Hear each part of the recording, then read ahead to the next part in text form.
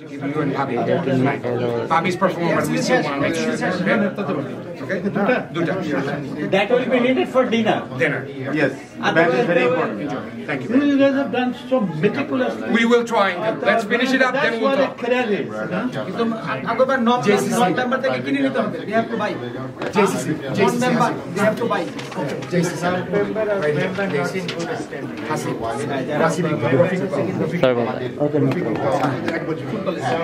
JCC, European Kickball. You are from 1986. Yeah. Great. Always, every time, right? Always. Always.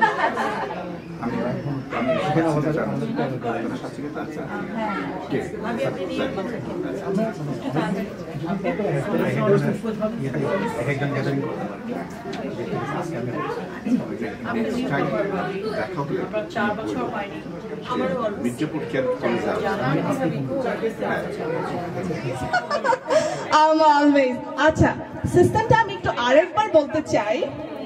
If you don't mind, সবার নাম লেখা হয়ে গেছে? Thank you. কে? ভাবি আপনি একটা আপনার নাম লেখেন। হ্যাঁ। আচ্ছা আরম্ভ করে দেই আমরা। আমার মনে হয় আমাদের মিউজিক সিস্টেম আছে। Excuse me, please listen to me. So শেষ ছিল পিলোটা সে আবার হেজিটেট করে ওনাকে দিচ্ছেন কিন্তু দ্যাট ইজ নট শেষ ছিল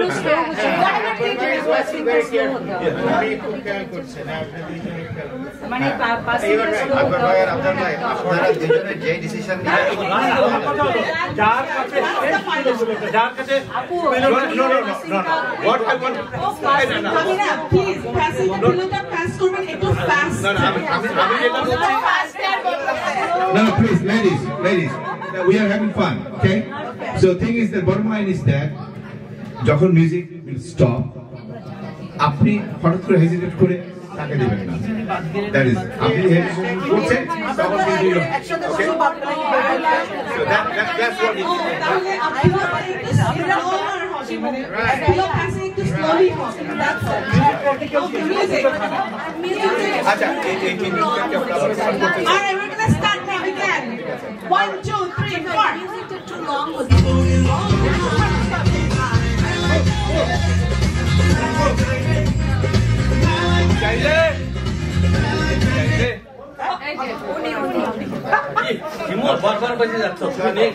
আচ্ছা যে একটা element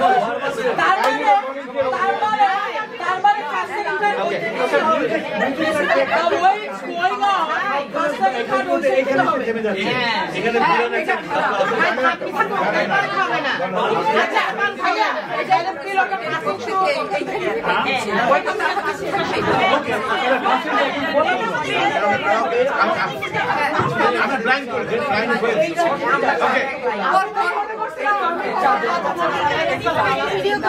Okay, Bobby, please be seated. আমি আবার আরম্ভ করতে যাচ্ছি. All right, thank you. Music, 1, 2, 3, 4.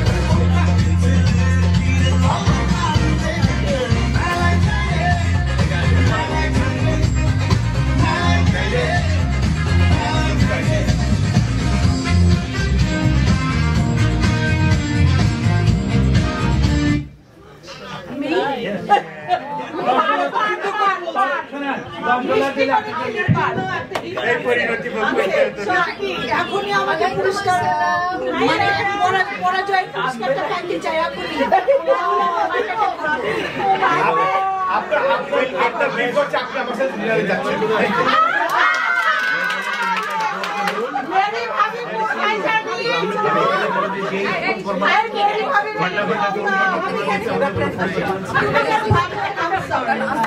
Bobby, can you please adjust yourself with the sitting? Thank you. Good. All right. I'm going to start again now. 1, 2, 3, 4.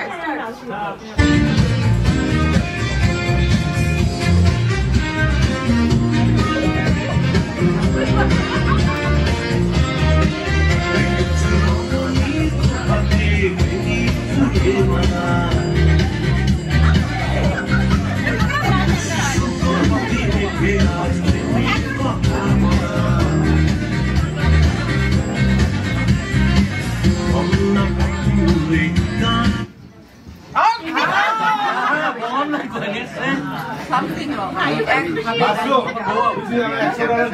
এটা হইতো না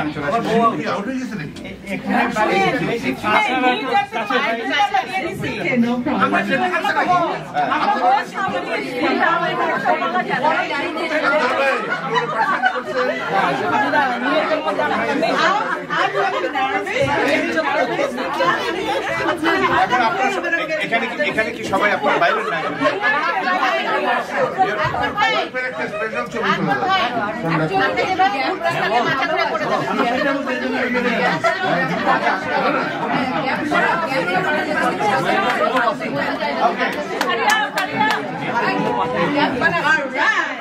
Okay, we're here again. We have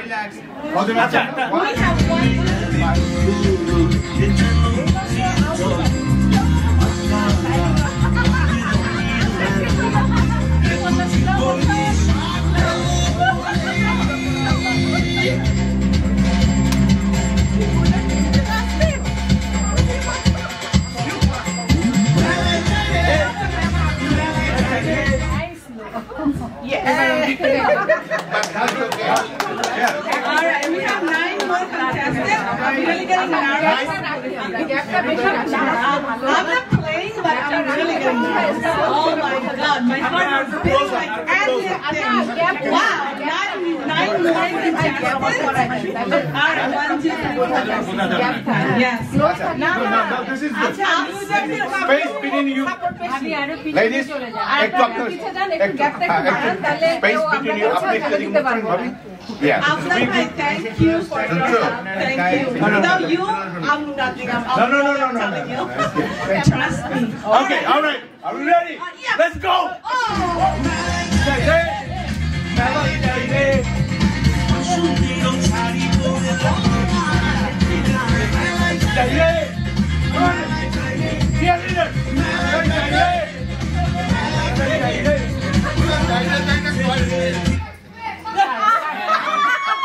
It's okay.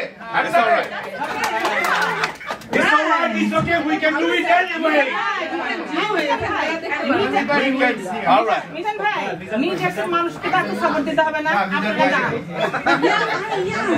That's the thing. We should clap for our hubbies, wives, and Come on. so that they get inspired. Yeah, All right. Okay, we have all right, 1, 2, 3, 4.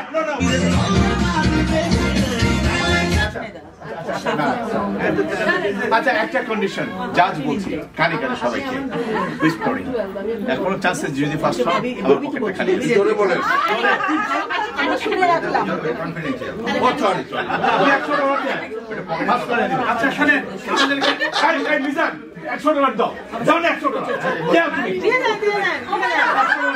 Wow, we are getting more prizes. এই খেলা কত fast খেলা কত fast Mizan is an attorney. আমার order Is an attorney. For giving bribe? No, that can't be. This must be a joke. অর্ধেক তোমার আমার 50-50 I really don't want to pay. আচ্ছা one more thing. Let's make it fun. Yeah, sure, of course. $100 $200 কেউ আছে $200 you will bring excellent job. Let's go. Afzal ভাই আমার একটা কথা আছে বলে ভাই এসে দিয়ে দিবি Okay, I'm gonna start again. 1, 2, 3, 4.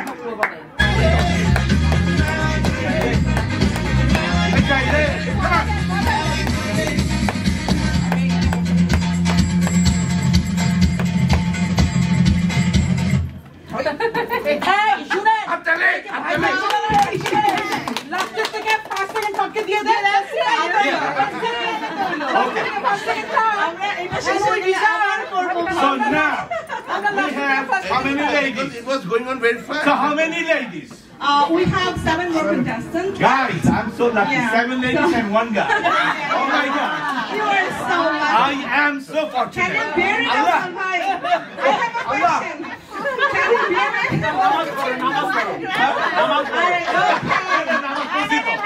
সাত বোন চম্পা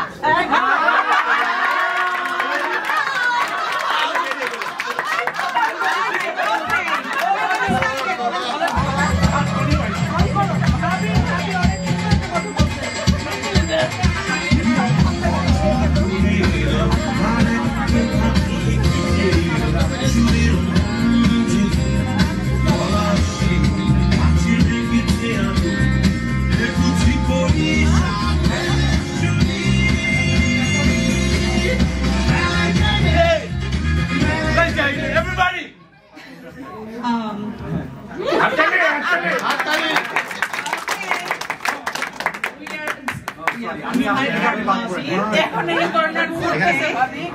Next time we're going to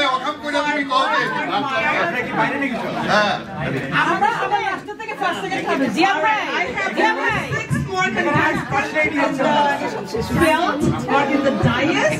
All right, let's go. Start again.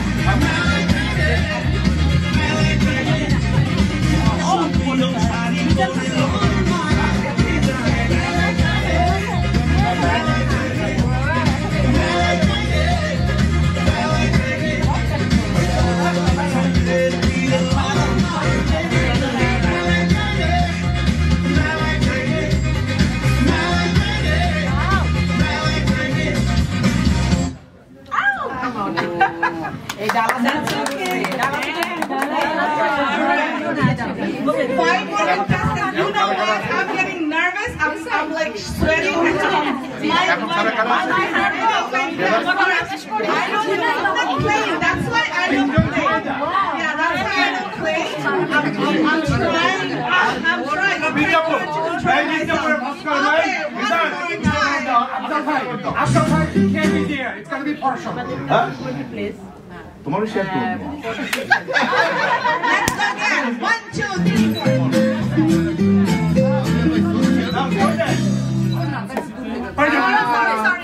Sell products on Facebook and Instagram and start your online store with Shopify. তবে আফজাল ভাই আপনাকে তো শেয়ার করতে হবে যে আমাদের নিউ ইয়র্কের মানুষের মন অনেক বড় আমরা আগে গিয়েবা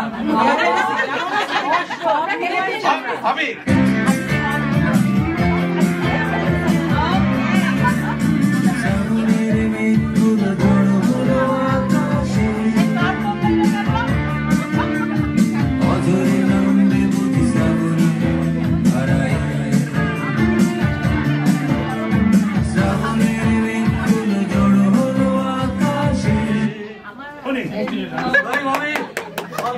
Bobby, you can go for the appointment now.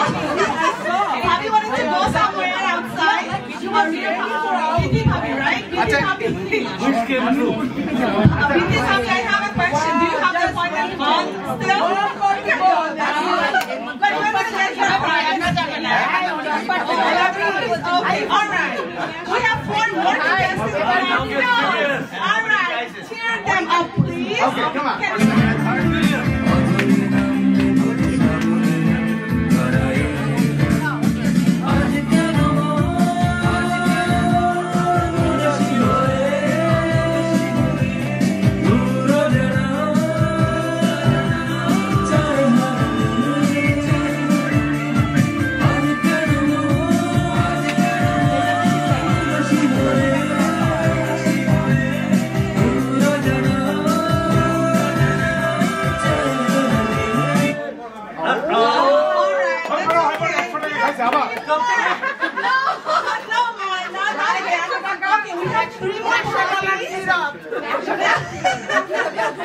Alright, we have Bobby, I have a question. Are you nervous? Feel free. Doesn't matter. Everyone gets prize and you 3 are getting exclusive one. Wow. I'm so excited. Okay, 1, 2, 3, 4.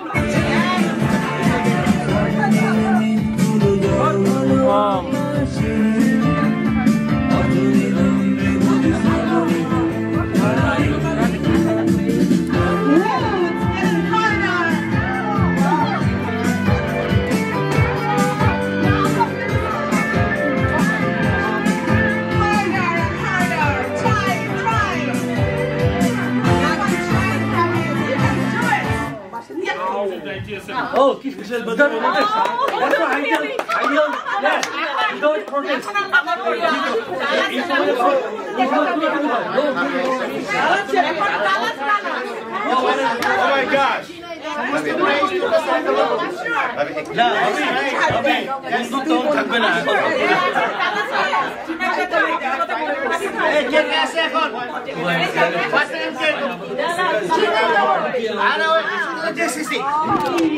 Yes, I know, Papi. Only you two, and both of you can do it. I inspire you. My heart is beating your heart. সারা জীবন বালিশ এত pass করছে তাদের সাথে যারা বালিশের ভাগিদার বালিশ পাইনি এত বালিশ পাস করছে যাদের বালিশ পাশে সমস্যা হয় না কাছে বালিশ নিজে কইছে অনেক ভাবে মিনিং হয় আমি তো বলতে দেই আল্লাহ আপনারা আমি দেখছি মানে যেতে দেখছি আসুন ভাই এটা ভার্সন তো ভিডিও আসলে পছন্দ হয়েছে ঝিনাইদা পরে ঝিনাইদা রাইট Oh, man. আপনার সবাই বসে যাও এইবারে মার খাবো না এই কাকে সাপোর্ট করতে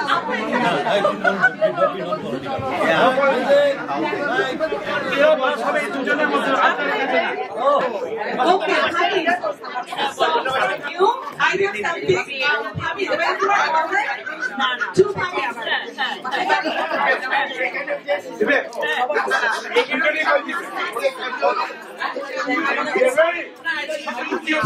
I like something for you. So when you are overplaying, please don't rush to go. Stay for a minute because you have to have an interview. So how you are feeling about the state? Oh yeah.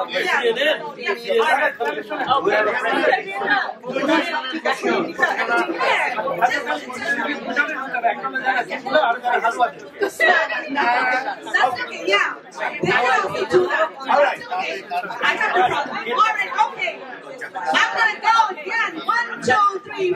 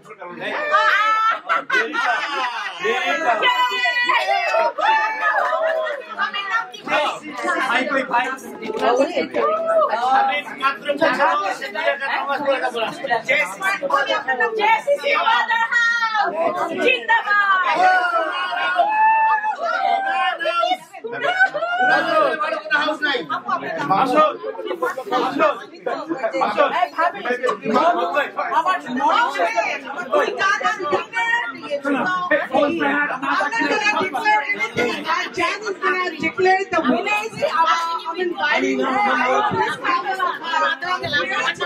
The winners.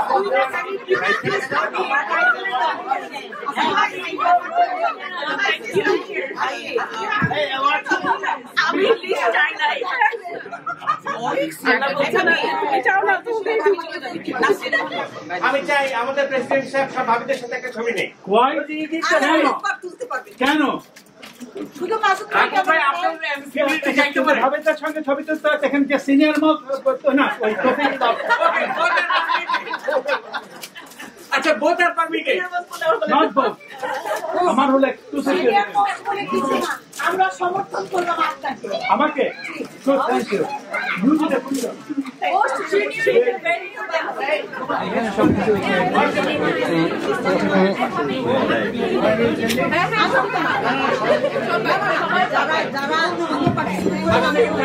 Alright, I'm announcing the names of our lovely puppies.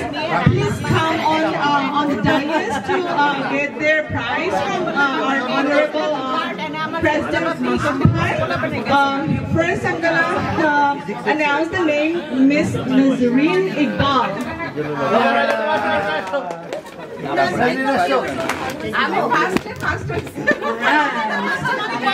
Congratulations, Nazreen Bhabhi. Second, Nasreen Hassan. Nasreen Hassan. Maybe Bhabhi is not here. Okay, I'm gonna give his present later. Yes, with shipping and handling, I'm declaring the price. It's $75 because it's same day shipping. All right. Next, Nasreen. Sorry. Jasmine Islam. Jasmine Islam Bhabhi. Please come. All right. Yeah. All right. Next, Shahnaz Tawfiq. Congratulations, Bhabhi. I know her name. Next, Shimul Masum Bhabhi. Right behind you. Shimul Bhabhi, up here. You have to come on the dais and get your prize, please. Come over here. Shimul Masum Bhabhi. Here. All right. Okay. Next, Rima Shafat Bhabhi. Rima Shafat Bhabhi. All right, that's okay. Is Bhabhi okay? Bhabhi is here.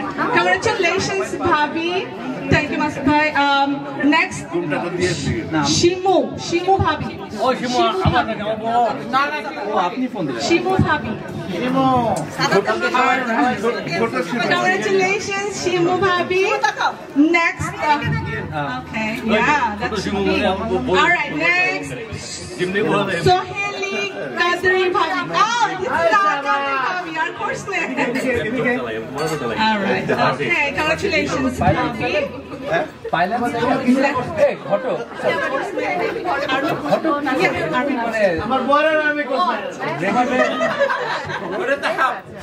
Alright, next, Nasreen. Without incident, can I do it? Nasreen Rahman Bhabhi. Please come on the stage and get your prize from Master Bhai, please. Alright, thank you, Bhabhi. Congratulations once again. Next. Kisher prize. সামনে আসতে হবে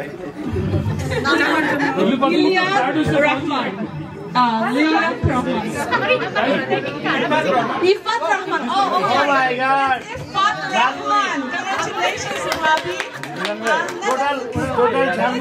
I can't read properly. I'm sorry. Congratulations, Ifat Bhabhi. Beguni. All right, next I'm gonna announcing Miss Rosie Islam Bhabhi. Rosie Islam? Islamer bou hoy. Islamer apnar bhai. You asked me that now you are getting it from home. The special person. নামের সাথে sari match করা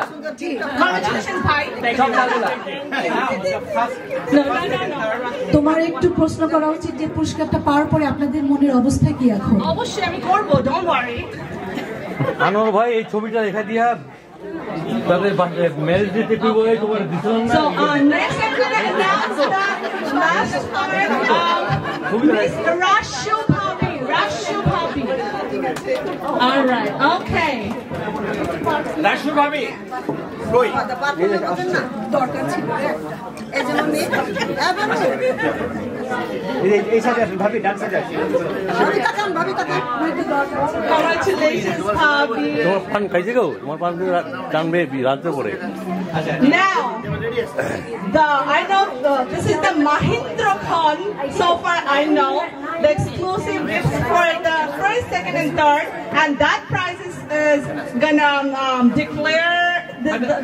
Those prizes gonna be declared by the first lady of this program, Miss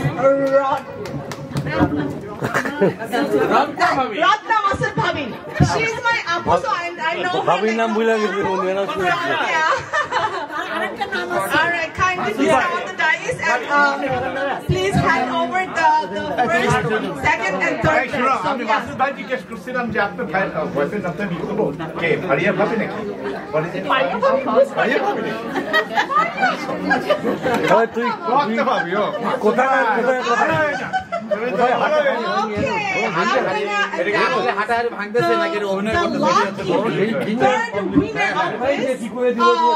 what can I say? Interesting event of this morning is Junia Alam Bhabi, the third winner. Yeah, congratulations, Bhabi.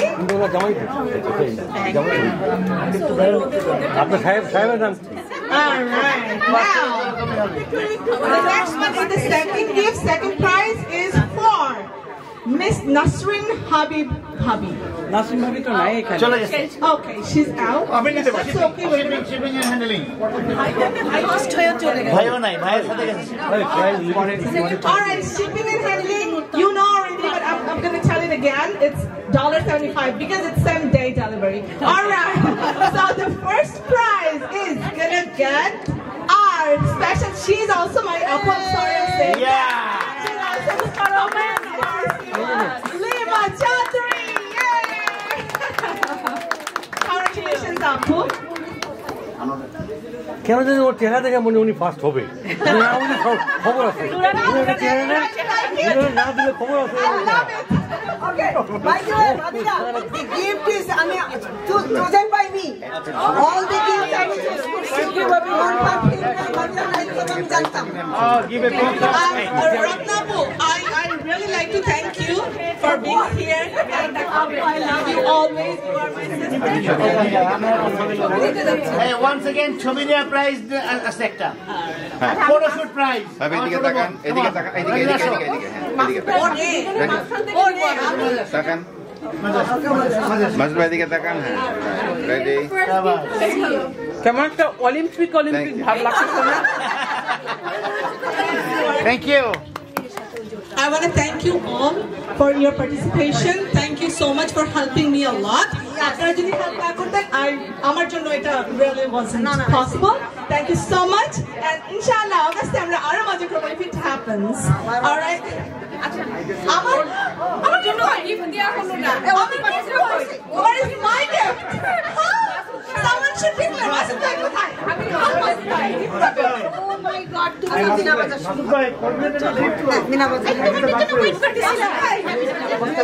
Where's mine? Oh yeah. That's right.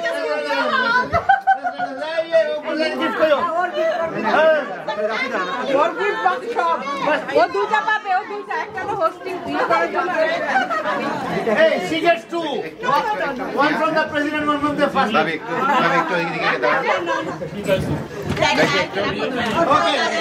Vice president. Okay. Excuse me.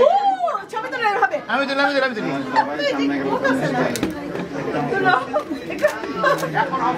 Good. Here amongst us, I would say initially we actually planned for 4 highly accomplished ex-cadets in various fields to come and speak about it with introspection, meaning that it's a self-assessment. One person is not able to make it because he has some sort of an illness in the family, so he regretted. That was Lieutenant Colonel Mudassir, but he did send a little write-up that I'm going to speak later on. In terms of the format, I'm going to give actually 12 minutes to each speaker to speak. And at the end of the speaking session, I will have you hand over the index cards which you see in front of you. There will be a question and answer session, but because of time constraint, we cannot have an interaction here because I have to finish it out by 1:45. So please write down question that you have, put down your name at the top, the cadet college you are from, and who do you want to address the question. Is that clear to you, please? And write it down and give it over to me, and I'm going to hand over the index cards to the individual speakers, and they will decide. But I told them before that you will have the option to actually select only 2 questions. Now, don't be upset about that because we are going to be here around, so you will intermingle with us. You will have enough time to interact with us. In case your question does not get selected, you can always ask the questions later on. So that is basically, the situation here. Do I have any questions before I start? Any questions? You said each speaker gets what, 3 minutes? No, they get 12 minutes. Each speaker gets 12 minutes. So we'll try to squeeze it in by 1:45, hopefully. Okay, our first speaker is going to be actually my friend Shafiq Chowdhury, who is seated here to my right.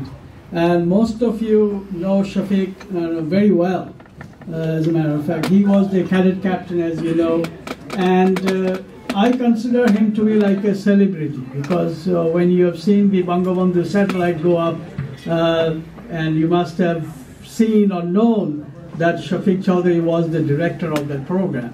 So he is not only, I would say, known in Bangladesh, probably known all over the world, because when the satellite was put up on space, it was actually like a global news all over the world. Anyway, but let me tell you quickly what Shafiq Chowdhury's, his background is, and I'm going to read this so I don't make a mistake.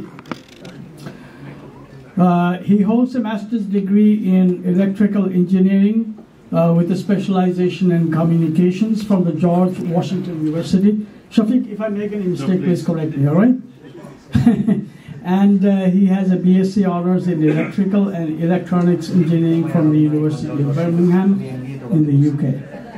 Also, he has a certificate on negotiations from Harvard.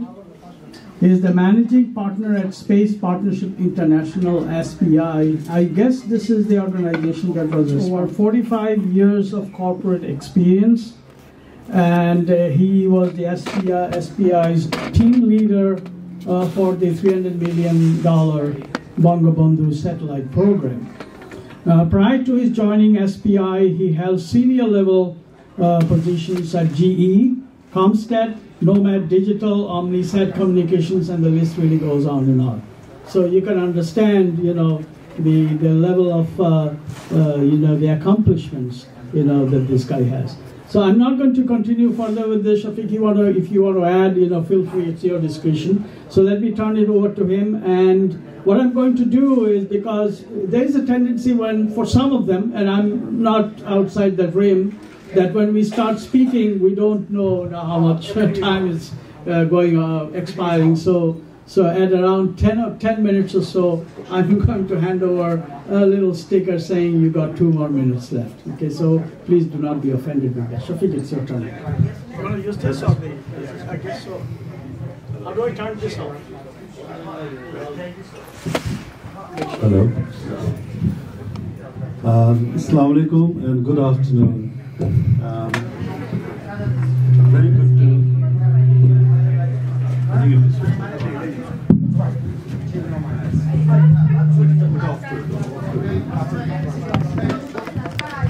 again, assalamu alaikum and good afternoon. Can people be seated in the back and not talk? আপনারা সবাই বসে যান Please don't make any noise. Take your lunch. Quietly sit down and eat. Kids, if you want, you can be here. Can I make one absolutely clear? I have been to many seminars and I know how to operate a seminar. One of the rules, unfortunately, that you all have to follow, which is the decorum of any professional seminar, is that you just cannot speak. If you have to speak, please step outside. And also, if I may request you to kindly shut off your cell phone, because I'm not really going to allow you to speak here while the seminar is going on. If you have to speak, please step outside. Thank you. Okay, thank you, Yusuf. It's a pleasure for me to be here this afternoon. As a matter of fact, I was privileged to be the first president of Mikana, which is Mirzapur Ex-Cadet Association, for 4 years, since 2016. So I have a very strong affinity towards my alma mater. Just to give a little bit of background for 1 minute about me, my forefathers both my grandparents went to Aligarh at age 7, and my uncles all went to boarding schools in England. So going to boarding school was not an option, although I'm the only son of my parents, and my father was a very senior official who was in police service in Pakistan, and eventually became the first Bengali Home Secretary of Pakistan, and got arrested after the country broke up when I was in England. With that backdrop, I'd like to talk a little bit about yesterday, today, and tomorrow at Kenet College. And my primary interest would be to remain focused on MCC, because that's what I know most about, and I've been indulging in MCC ever since. So it had been my intention to see MCC like the way we were. Yusuf and I were in the first intake, second batch, in 1965, at a time when Kenet College was a premier institution and very hard to get in. The principal was English, the English teachers were English, and the teachers in general were very, very high caliber. And where we succeeded was that all our books were printed in England.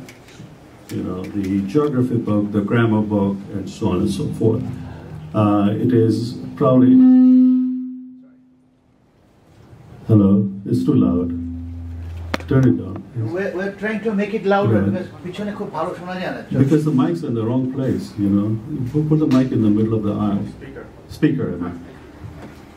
Speaker to the aisle much. As far as can go. There's that odik de ghore na. In electrical engineering ka apne? No, one chile is a medical student. Oh, kita how banata hai? Electrical engineer, medical student. Pretty good job. ठीक है sir बोलो ना बस आज तो समय नहीं जो असुविधा की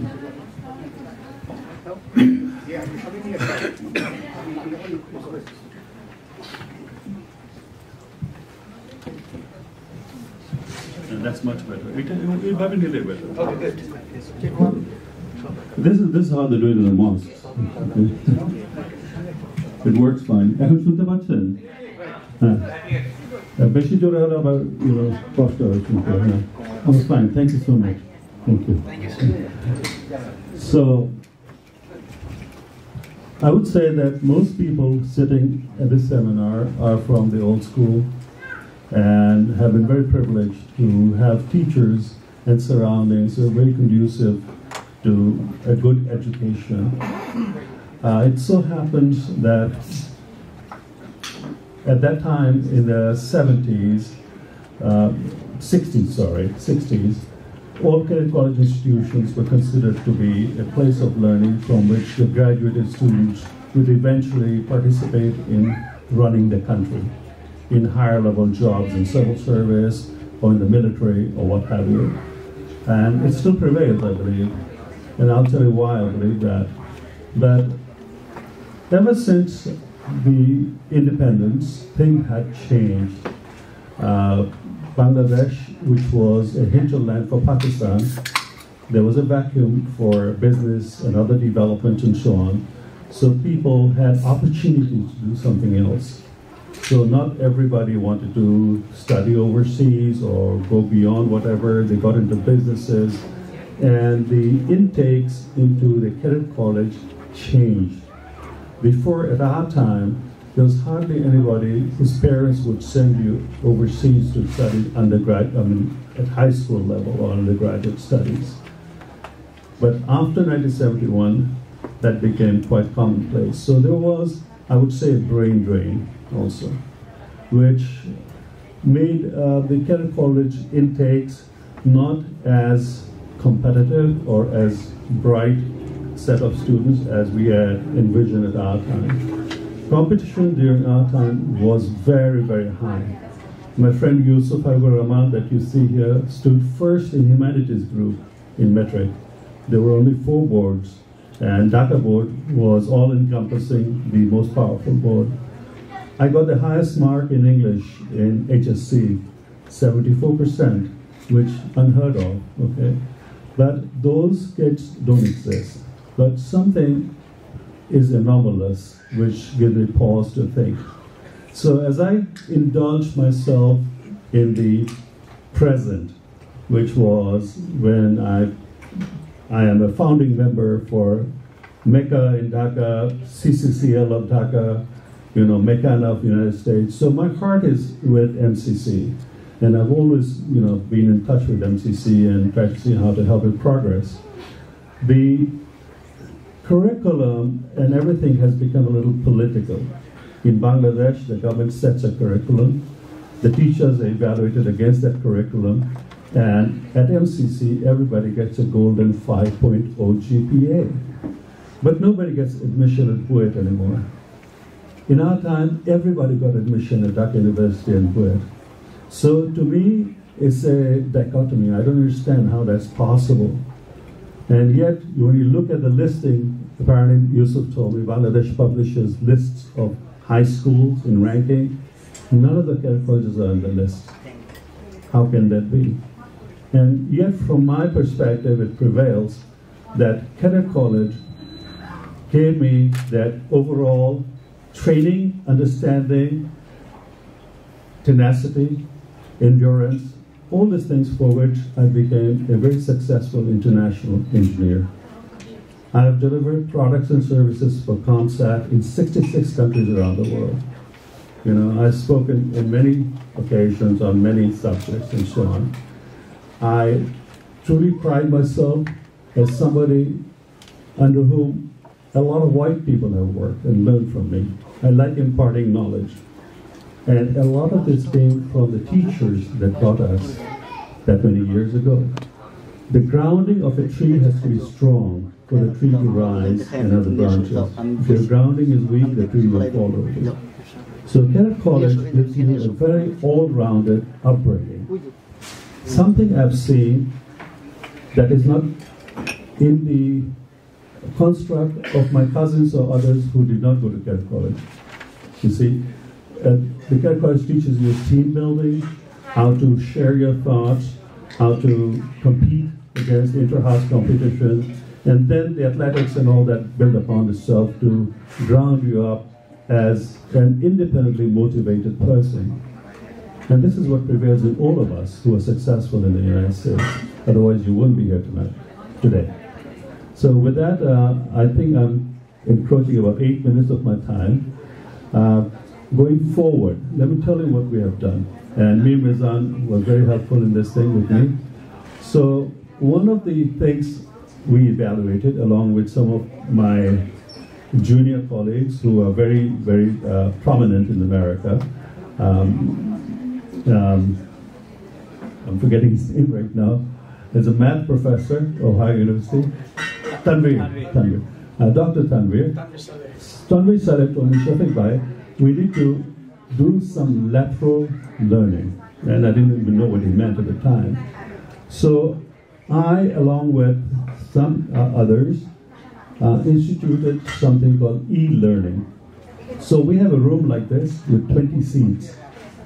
And we have computers, and we have a server, and a wireless network within the room. And we bought and installed Khan Academy in that.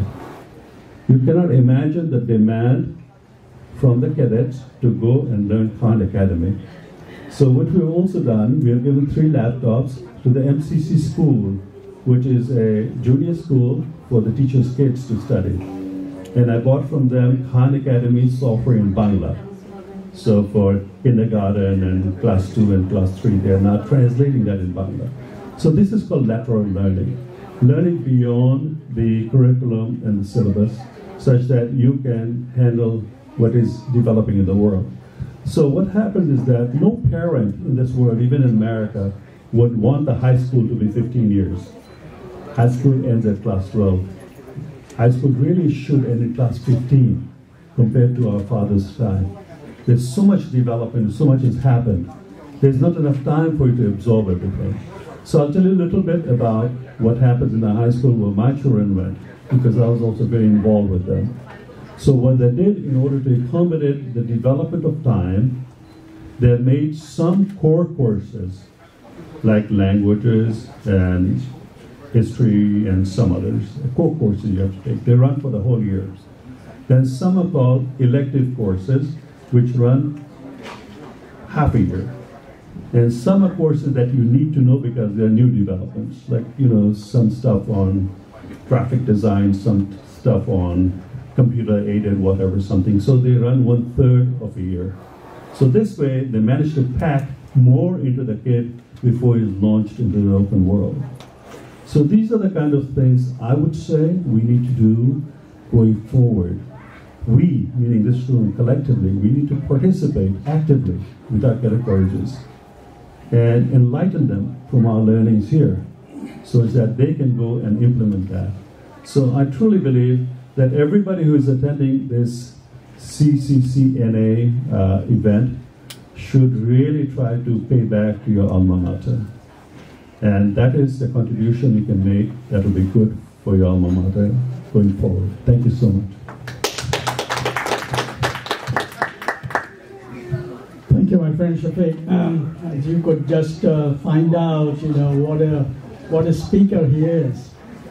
He was the cadet captain. Obviously, you can understand why. We find it out right now. I just want to mention here one thing besides what Shafiq talked about, and I'm going to elaborate on that later on in my section or my session, is that he was the first president of MECANA, the Mirzapur Ex-Cadets Association of North America, that was formed, approximately about 6 years back? Yeah, is that right? Something like that. And Shafiq was our first president of that organization.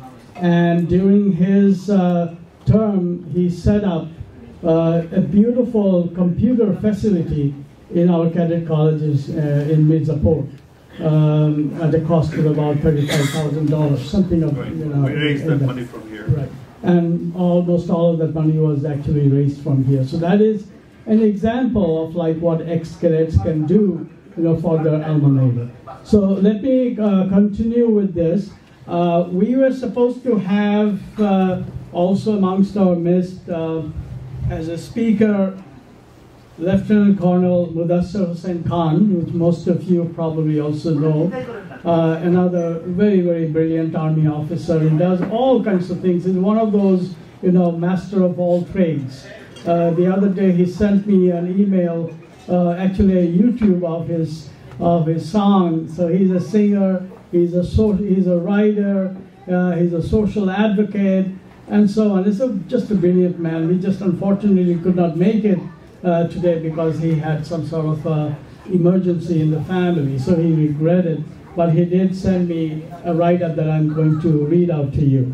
Lieutenant Colonel Mudassir Khan was an officer of the Bangladesh Armed Forces and a freedom fighter in the Liberation War of Bangladesh. After retirement from the Army, he served as Director of NSI, National Security Intelligence of Bangladesh, of course, for several years. He was decorated with the Bir Pratik National Award for his valor in the Liberation War, and also received the first Sword of Honor, excuse me, as the best all-round officer cadet in the newly independent Bangladesh. Currently, he is engaged in private business, voluntary social work, and interfaith discussions. This is a write-up that I got from him. It probably take me about 5 minutes, so just bear with me. It would be great if someone, from the audience would come here and read this, because I have a condition with my throat, it keeps on getting dry. So somebody would like to step forward and read this for me, please? Just about a page. Anybody with a voice much better than mine. Thank you, sir. I appreciate it. You want the microphone?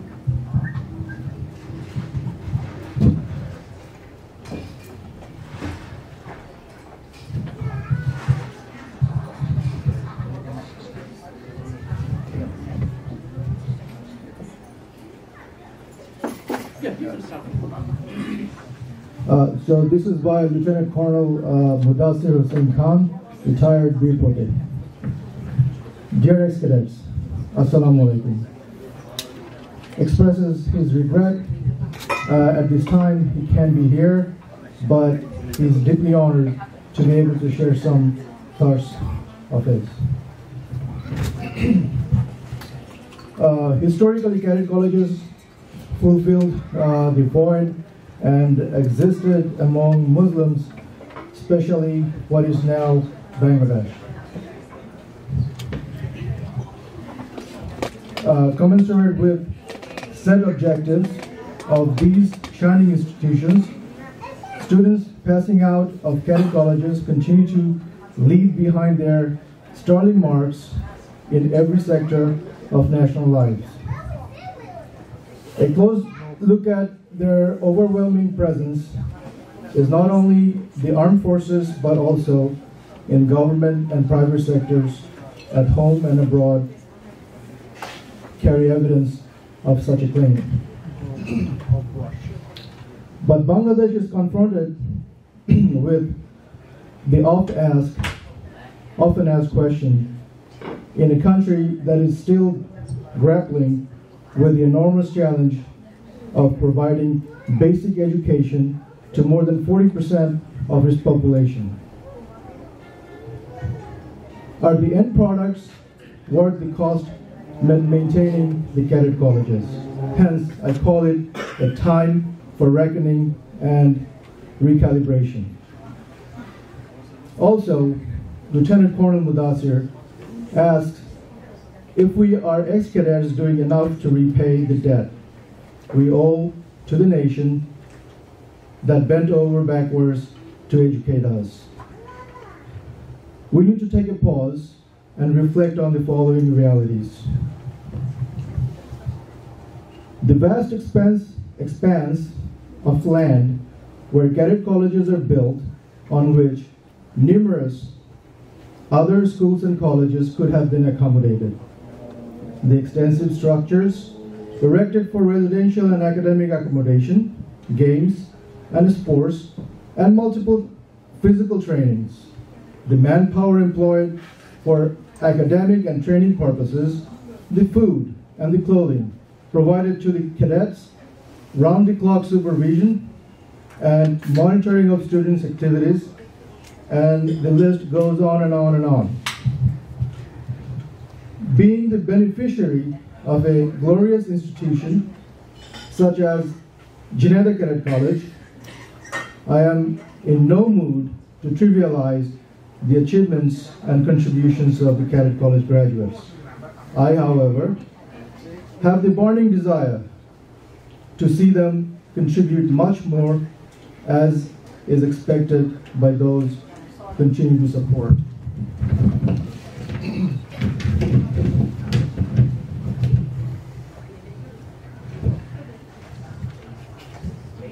I therefore feel the following steps, is taken up in earnest, could yield better results. Number one, a minimum of one cadet college should be set up in each district to open up opportunities to a greater number of students. Number two, number of cadet colleges for the girls students must equal that of the boys. Number three, since the overwhelming majority of schools use Bangla as the medium of teaching, overall merit and not skill in English must be the prime criteria for admission for students coming from Bangla medium. Number four, curriculum should include greater number of subjects of national importance such as history of the Liberation War, study on the illustrious personalities of the land who have made contributions in different fields of national life, be it in the politics, education, or socio-economic fields. Emphasize the study of the economy, namely ready-made garments, overseas wage earners, agriculture, marine resources, pharmaceutical and IT industries, etc. Routine visits by the cadets to those areas of activities should form part of the curriculum to get them acquainted with the hubs of the country's economy. Number 5, arrangements should also be made for overseas visits by the cadets and teachers to educational institutions of international repute.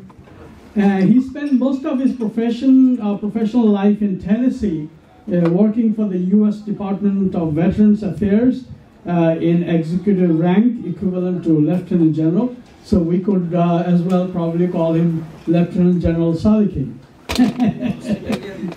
Okay, that's a civilian position, but it's equivalent.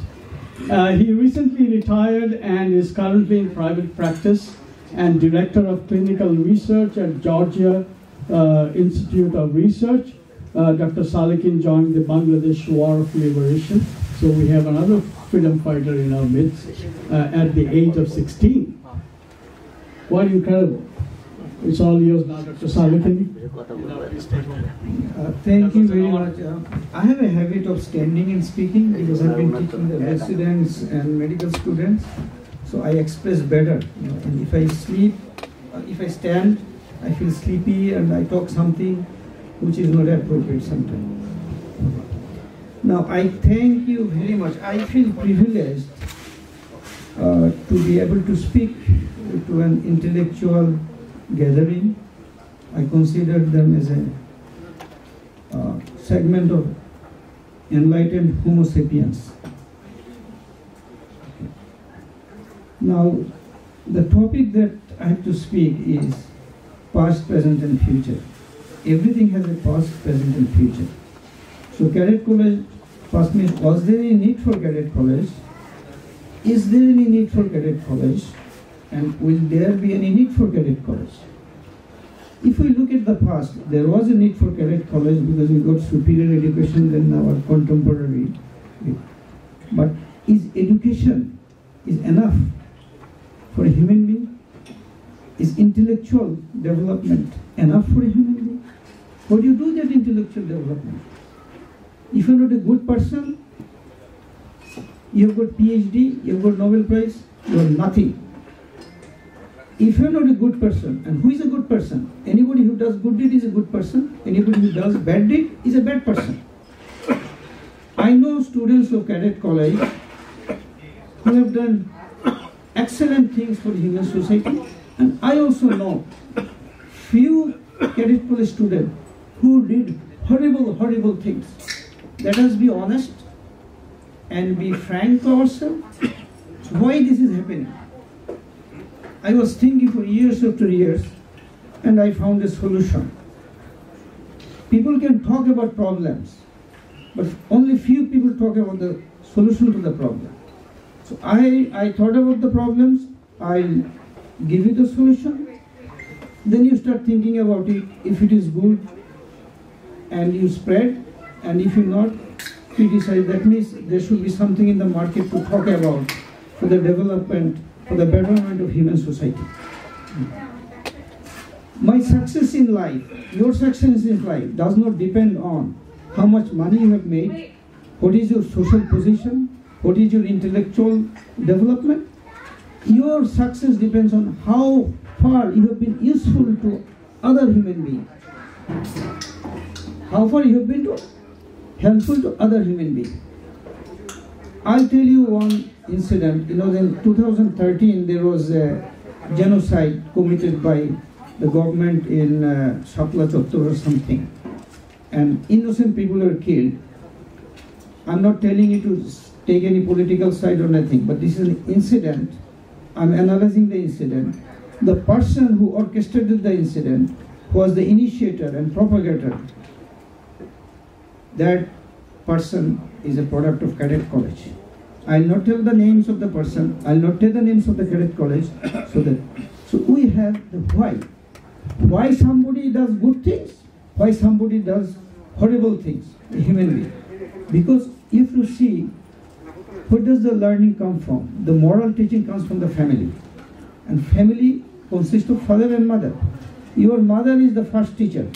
A woman is a university. You analyze your life, look at your past. Early childhood processing was given by your mother. And if we don't educate the women folk, we are harming the society. So I think we need more cadet college, but this should be women's cadet college. A woman is a university, a mother is a university. Okay? Sometimes I get calls from my friends and my juniors that, Salikin bhai, my life is good except I cannot control my wife. I said, why do you have to control a wife? You cannot.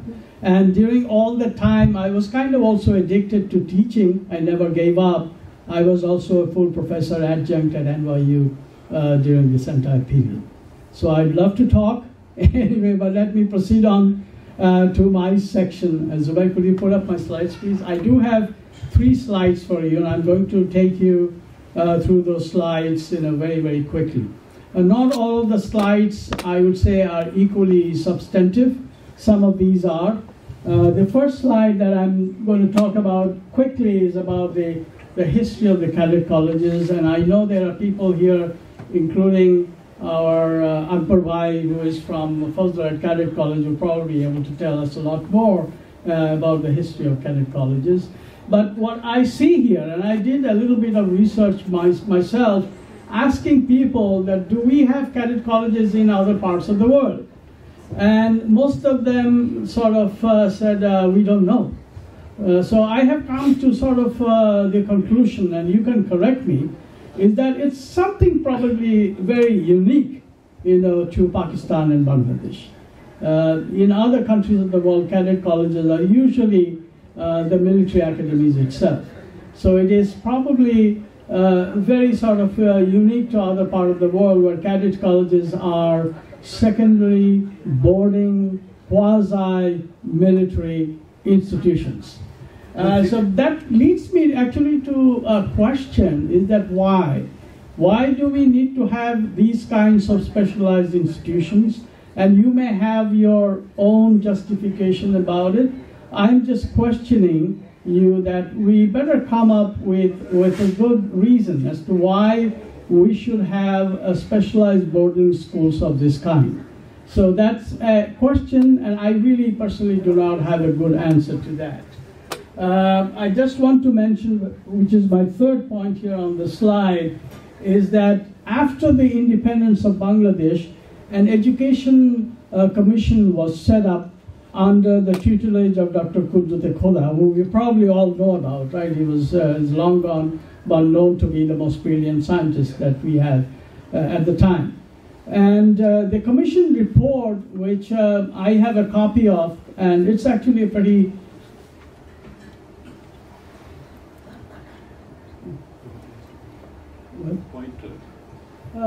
okay, all right, thank you, Dr. Sir, thank you so much.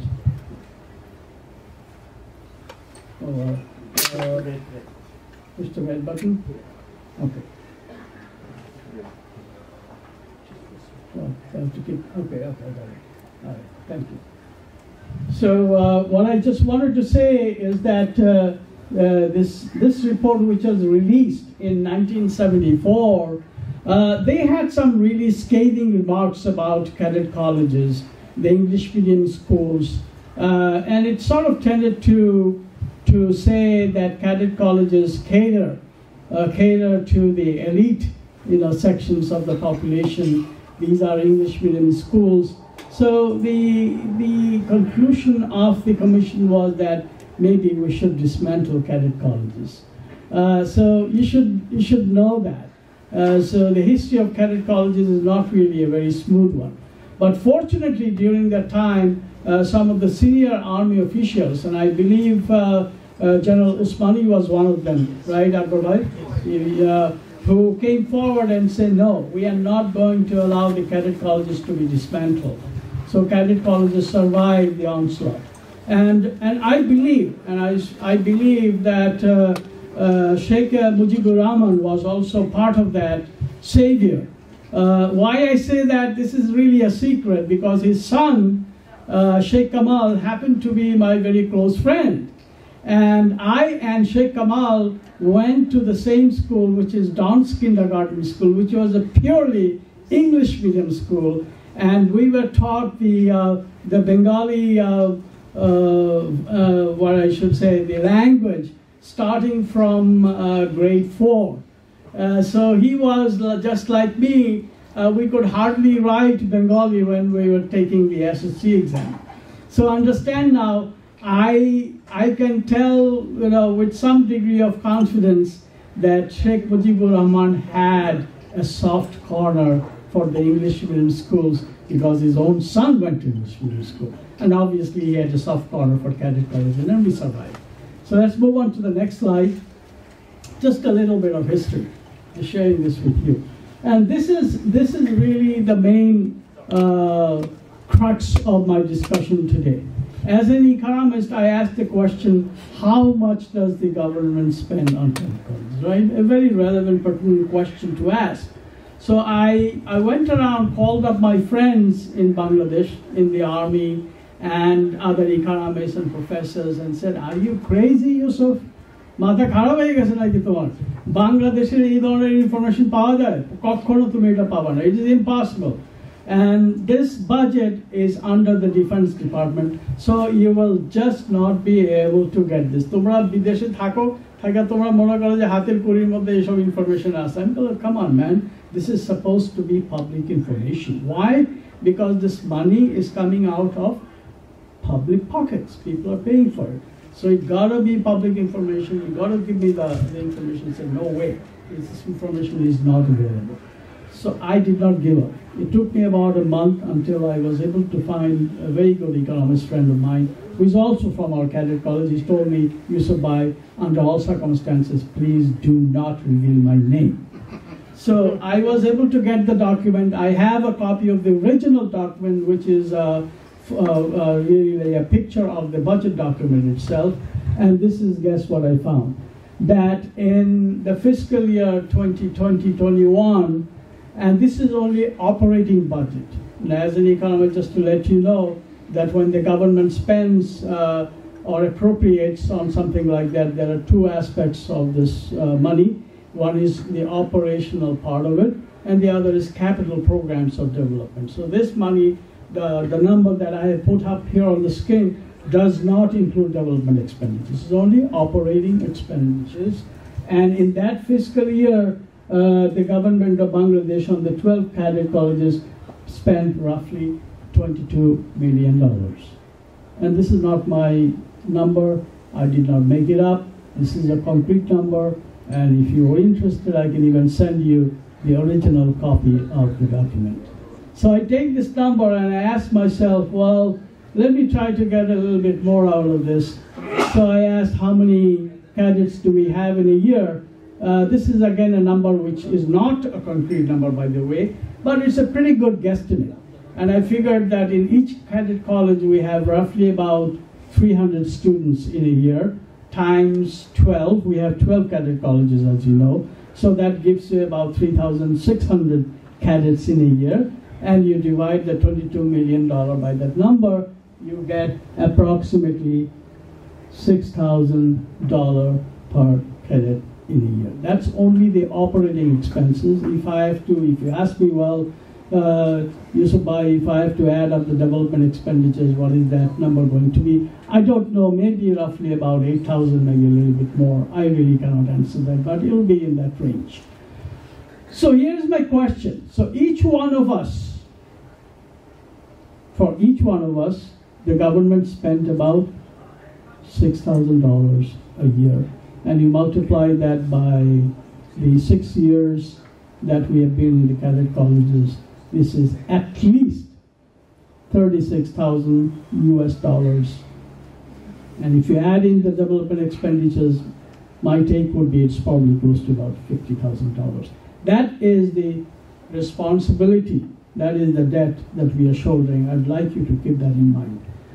All right, let's move on to the next slide, which is the final slide that I have here. There are quite a few actually points that I have here, and I think some of these have already been covered by my previous speakers. So I'm not really going to to talk more about it. But again, going back to the question of like, if cadet colleges are specialized institutions, then we have to deal with the specialized institutions also in that respect. Let's move on to the next slide, please, so I can tell. That's the question. Go back. I'm sorry.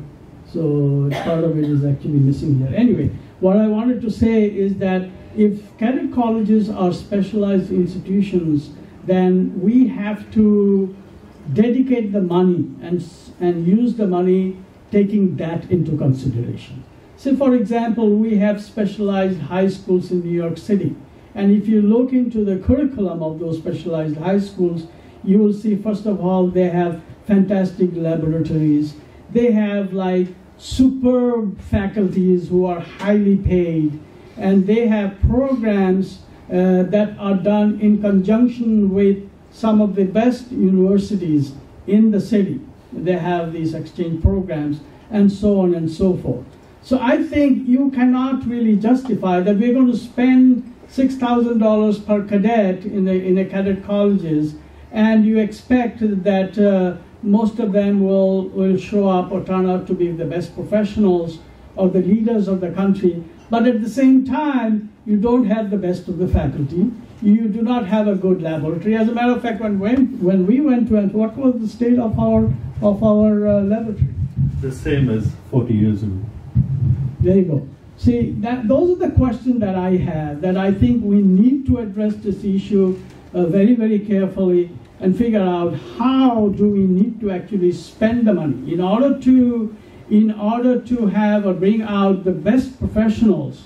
The money should be utilized also in that way. And also what Dr. Salikin was talking about, I personally feel that there are deficiencies in terms of the training that we receive in cadet colleges, particularly when it comes to moral building, when it comes to how do you inculcate feeling of patriotism for your country, and how do you develop your cultural finesse, and your I should say understanding of your own history and so on. These are, I think, specialized programs that should actually be instituted in any cadet colleges. So that's basically, I'm going to end right here. Obviously, you guys are going to have some questions. Let me just try to address the questions that you have. I have not received that many English questions. So Zubair, do you mind to go ahead and collect these as I speak? As we move on to the next seminar, we have a surprise here today. That means all in Bangladesh, all over, we have the BNCC, so that they can come here to the cadet colleges and have the trainings for 3 months or something like this. We could utilize better the whole property of that place. Amjad Bhai, I'm sorry, I just have to interject here. It's absolutely with all due respect, because we have to get it going, because we have a next seminar which is already due. Number 2, if cadet colleges are to be there, let it be like this. Let these places be trainings. Let us have the places for disaster management. What do we do if there is an earthquake? What do we do if there is a cyclone? What do we do if there is a pandemic like COVID? Unfortunately, I am one of the biggest sufferers. So, these are the disasters. Can we think of and remodel our cadet colleges as a training place for these things, rather than bringing young guys of only 12 years and 13 years and doing the parade and PT and getting bullied, and some of them, instead of becoming good leaders, they suffer psychologically. Thank you. Thank you so very much. Please do not take me otherwise. I happen to be a black sheep. Nobody speaks about these things. Everybody wants to say in the same way where the groups are speaking. I'm just an against person. Thank you so much. Thank you. Assalamu alaikum. Thank you. I see my brother, nephew is sitting at the back. Rear Admiral Bazlu. Stand up. Thank you, Badru. Sorry? Bye. Okay, so let us move on. And I had a question here from Wasi. I just want to finish it off in one minute. He asked about whether we are aware that the enrollment of the cadet colleges are going to be increased by double-fold from around 300 to 600. Yes, I've heard about it. I'm sure, you know, in Bangladesh they have some justification that we are not aware of here. As an economist, the only thing I can say is that if it is justifiable that you can use the already spent money on infrastructure, it may be a good idea, you know, to spread the fixed cost that has already been spent on it. I know that in Pakistan, the original cadet college in Jalalabad, is that what it is in Sargoda. Sargoda? I thought it was Hassan Abdal. Hassan Abdal, there you go. Hassan Abdal. That has actually undergone quite a bit of expansion, you know, since it was started, probably for the same very reason. Other than that, I really don't know, you know, what's going on over there in terms of the policies. So let's move on. So if it is 600, from Right. 300 to 600, Right. then your calculation of 6,000 per carat will be changed.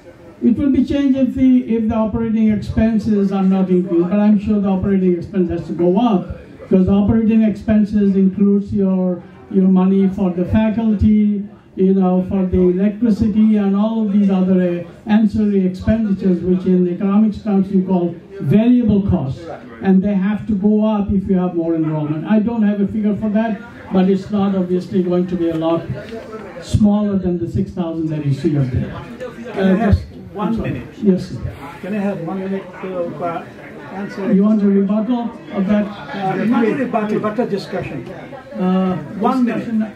I'm not sure if we can, Abdul Bhai, you know, I would love to, you know, please, no problem. Bear with me because that's all right. We are already past the time, and please, I don't want to hear any noises from the back because it's already a distraction here. So let's move on to our next segment, and I have Dr. Nurul Begum.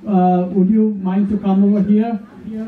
And you can choose to stay here or you can go and join the audience. But the next segment is going to be very different. Let me introduce to you, this is going to be very interesting, and once again please, I do not want to hear any distraction from the back. If you have to talk, please go step outside the seminar room. If you have to talk, please step outside the seminar room because this is a serious seminar, and I really would not entertain any distraction at this point. Dr. Nurul Begum graduated from Chittagong Medical College, Bangladesh in the year 2000. By the way, she is from Mymensingh Cadet College. Term was 1986 through 1992. She is a consultant psychiatrist under the system called Universal Health Services in Delaware. So as I was talking, she is a graduate of Chittagong Medical College. She has a gold medal for her outstanding achievement as she ranked first all through the medical professional examinations held under the Chittagong Board. What a brilliant achievement that is. In 2006, she successfully attained her PhD in molecular neuroscience and behavioral proteomics. I'm sorry, something to do with protein, I guess, in Alzheimer's disease from Osaka University Graduate School of Medicine. Probably the only person here who has both a PhD and an MD. Okay, she also applied for psychiatry residency program in the US and completed her residency from the State University of New York, Downstate Medical Center in 2010. She then joined as a consultant psychiatrist at the University Health Services in Delaware. Dr. Nurul has published numerous regional peer-reviewed articles in several international journals. She recently became a co-author of the psychiatric book titled Mental Illness Among South Asian Americans. I guess you'll be talking about that here right today. Due to her contribution in clinical practice and research, she was awarded with the Young Investigator Award, American Top Psychiatrist Award, Delaware Magazine Top Doctors Award. She is a board-certified physician by American Board of Psychiatry and Neurology. It's an honor to talk about such a wonderful person here. Please welcome Dr. Nui.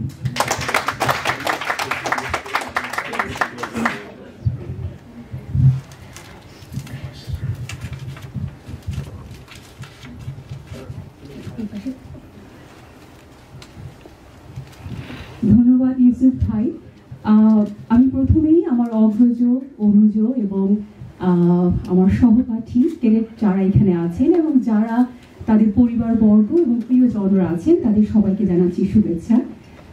Carrot college club of north আমেরিকার current president এবং যারা EC members এবং যারা পর্দার আড়ালে থেকে এবং পর্দার পিছনে থেকে এই সুন্দর অনুষ্ঠানটি আয়োজন করেছেন এবং আমাদের বাংলাদেশের বিভিন্ন প্রান্তে থাকা ক্যাডেটদেরকে এখানে এক সূত্রে বেঁধেছে, তাদের জন্য আমি অসংখ্য ধন্যবাদ জানাচ্ছি সবার প্রথমে। এবং আমাকে আমন্ত্রণ জানানোর জন্য এই প্ল্যাটফর্মে করোনা মহামারী ও পরিবর্তিত বিশ্বে মানসিক স্বাস্থ্য এই বিষয়বস্তু নিয়ে বলা এবং আমার লেখা বই করোনা মহামারী ও পরিবর্তিত বিশ্বে মানসিক স্বাস্থ্য একই টপিকে কিছু বলবার জন্য।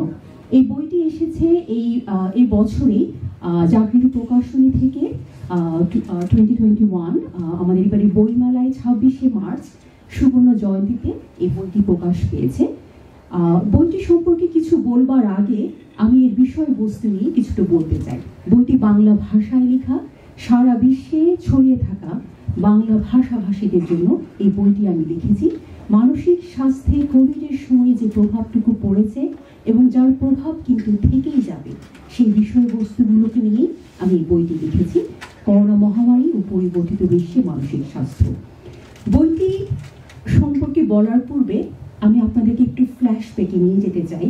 আমাদের 2020-তে যখন প্রথম মার্চ মাসে ওয়ার্ল্ড হেলথ অর্গানাইজেশন কোভিডকে একটি মহামারী হিসাবে ঘোষণা করে, ঠিক সেই সময়গুলোকে আমি আবার ফ্ল্যাশব্যাকে নিয়ে যাচ্ছি এবং তার পরবর্তীতে আমরা কেমন আছি সেই জীবনযাত্রাগুলোই আমি একটু তুলে ধরি আপনাদের সামনে এবং সেটি কিভাবে আমাদের বিভিন্ন ক্ষেত্রে মানসিক স্বাস্থ্যে প্রভাব ফেলেছে সেগুলোই আমি একটু ছোট ছোট উদাহরণ দিয়ে আপনাদেরকে বলতে চাই। যখন সেই কোভিড মহামারী শুরু হয় তখন শুরু হয়ে যায় পার্শিয়াল লকডাউন, কমপ্লিট লকডাউন। আমাদের মাঝে তখন এক অজানা আতঙ্ক, আমার নিজের মৃত্যু হয়, আমি মারা গেলে আমার সন্তানের কি হবে, আমার বাবা মার কি হবে, তাদেরকে কে দেখবে।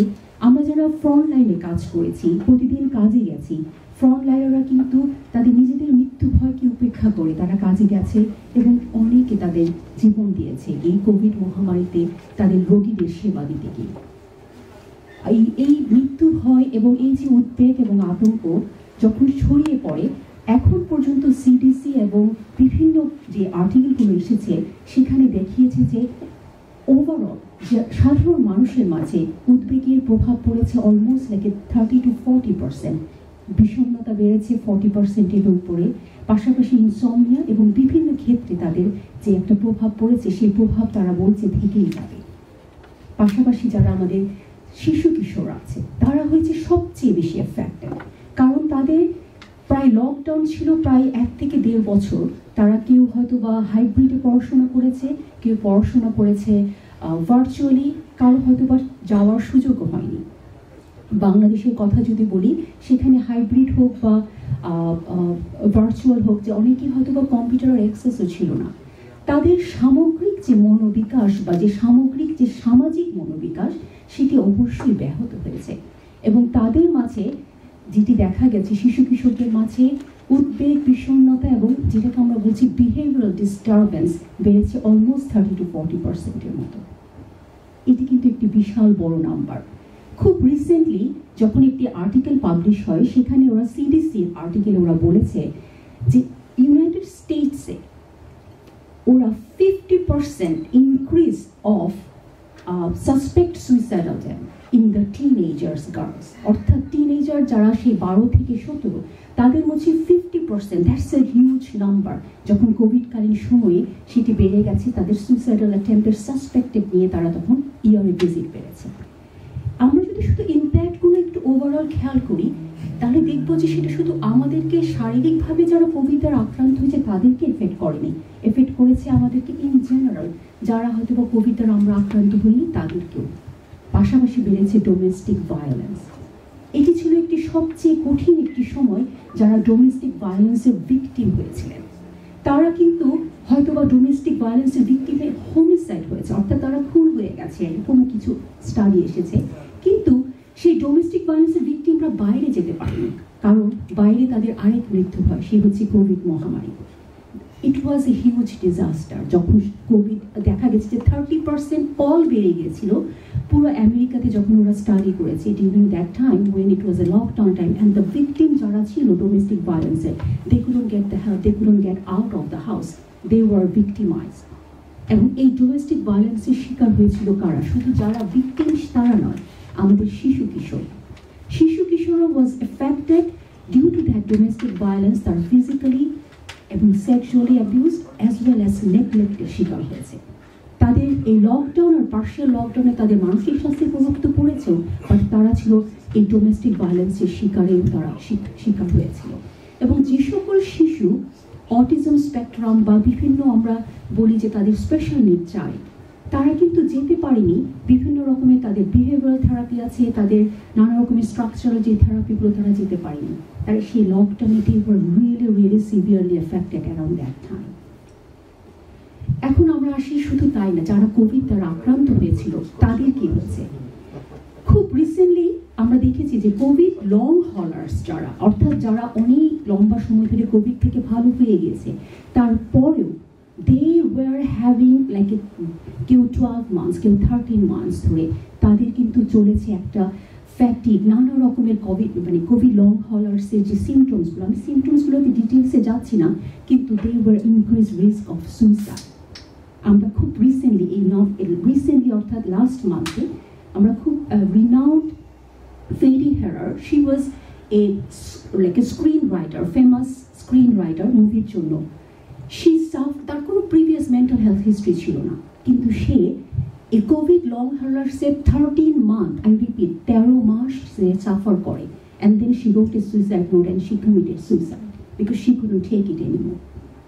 আর কয়েকটি যদি গল্প বলি, Daniel hunt, she committed suicide, she was only a teenager at the beginning of lockdown. She couldn't take that lockdown anymore. She was an athlete, she was a very good person, human being, but তার মা যখন পরে বলেছে যে আমি আমার নিজের financial situations, আমি আমার অর্থনৈতিক সমস্যা, কীভাবে আমি লকডাউন আমি হ্যান্ডেল করবো সেগুলো নিয়ে ভেবেছি, কিন্তু আমার শিশু সন্তানটি কেমন করে লকডাউনে পার করছে কিংবা লকডাউনের পরেই বা কেমন আছে সেটা কখনো তাকে আমার জিজ্ঞেস করা হয়নি।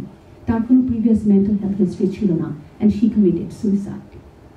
আমরা যদি আরেকটু খেয়াল করি আমাদের বাংলাদেশি কমিউনিটিতে, আমরা শুনেছিলাম সেই টেক্সাসের মার্ডার সুইসাইড, আপনারা হয়তো বা সবাই জানেন সেই মার্ডার সুইসাইড, যেখানে 6 people were died like because of the murder suicide.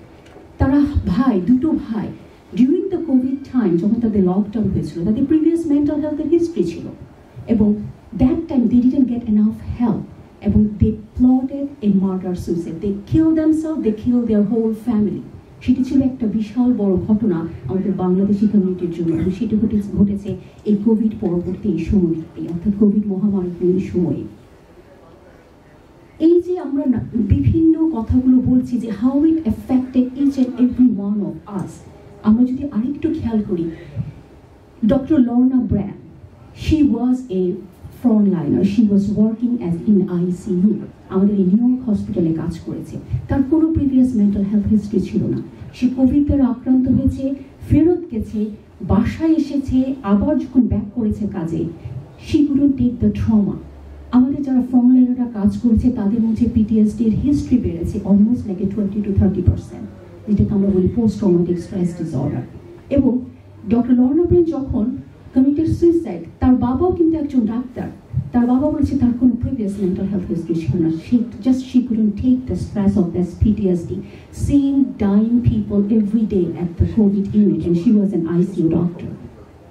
তাহলে আমরা যদি শুধু সার্বিকভাবে দেখি যে কোভিডের যে এফেক্টটা আমাদের উপরে পড়েছে এবং যার প্রভাব আমাদের এই পরবর্তী সময়ও কিন্তু থেকেই যাবে, তার জন্য ওয়ার্ল্ডে আমরা কি করছি বা আমাদের বিভিন্ন গভর্নমেন্ট কি করছে আমরা যদি একটু লুক ব্যাক করি, যেমন ইউনাইটেড স্টেটস এই নভেম্বর, জাস্ট ইন নভেম্বর, সেটা করা বলছে বিল্ড ব্যাক অ্যাক্ট, সেখানে $2 ট্রিলিয়ন ওরা অ্যালোকেট করেছে ইউএস হাউস অফ রিপ্রেজেন্টেটিভে মেন্টাল হেলথের জন্য প্রোভাইড করার জন্য, স্পেশালি সাবস্টেন্স অ্যাবিউজ। এই সাবস্টেন্স অ্যাবিউজের কথা যদি আমি একটু বলতে চাই, ডিউরিং দ্য ইয়ার, লাইক কোভিডের যে পুরো ইয়ারটা, there was a record number of overdose deaths due to the substance abuse. 100,000 people died. Think about it. এবং সেটি হচ্ছে 30% increase from the previous year. কারণ কি? People could not cope with their anxiety, their loneliness, their depression, and what they did, তারা বিভিন্ন রকমের অ্যাডিকশনে চলে গেছে। কারণ alcoholism for the first time তাদের হয়েছে, suicide due to the drug overdose.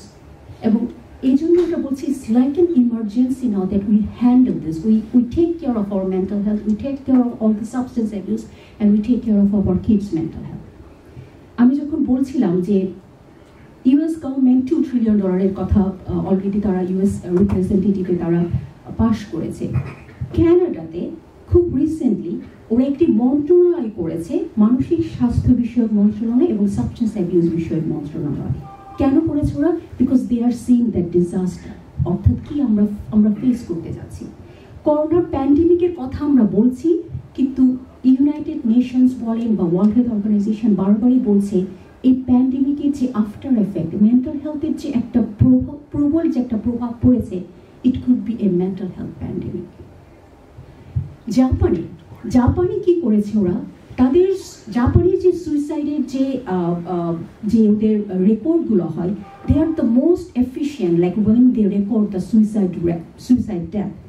During the COVID year, they had the highest number of suicide increase from the previous year. They were so concerned, তারা এতটাই concern হয়েছে, তারা একটা আলাদা minister খুলেছে, সেই মিনিস্টার নাম হচ্ছে মিনিস্টার অফ লোনলিনেস। ওরা হয়তো বা সেটাকে মানসিক স্বাস্থ্য দেয়নি, সেটা বলছে মিনিস্টার অফ লোনলিনেস।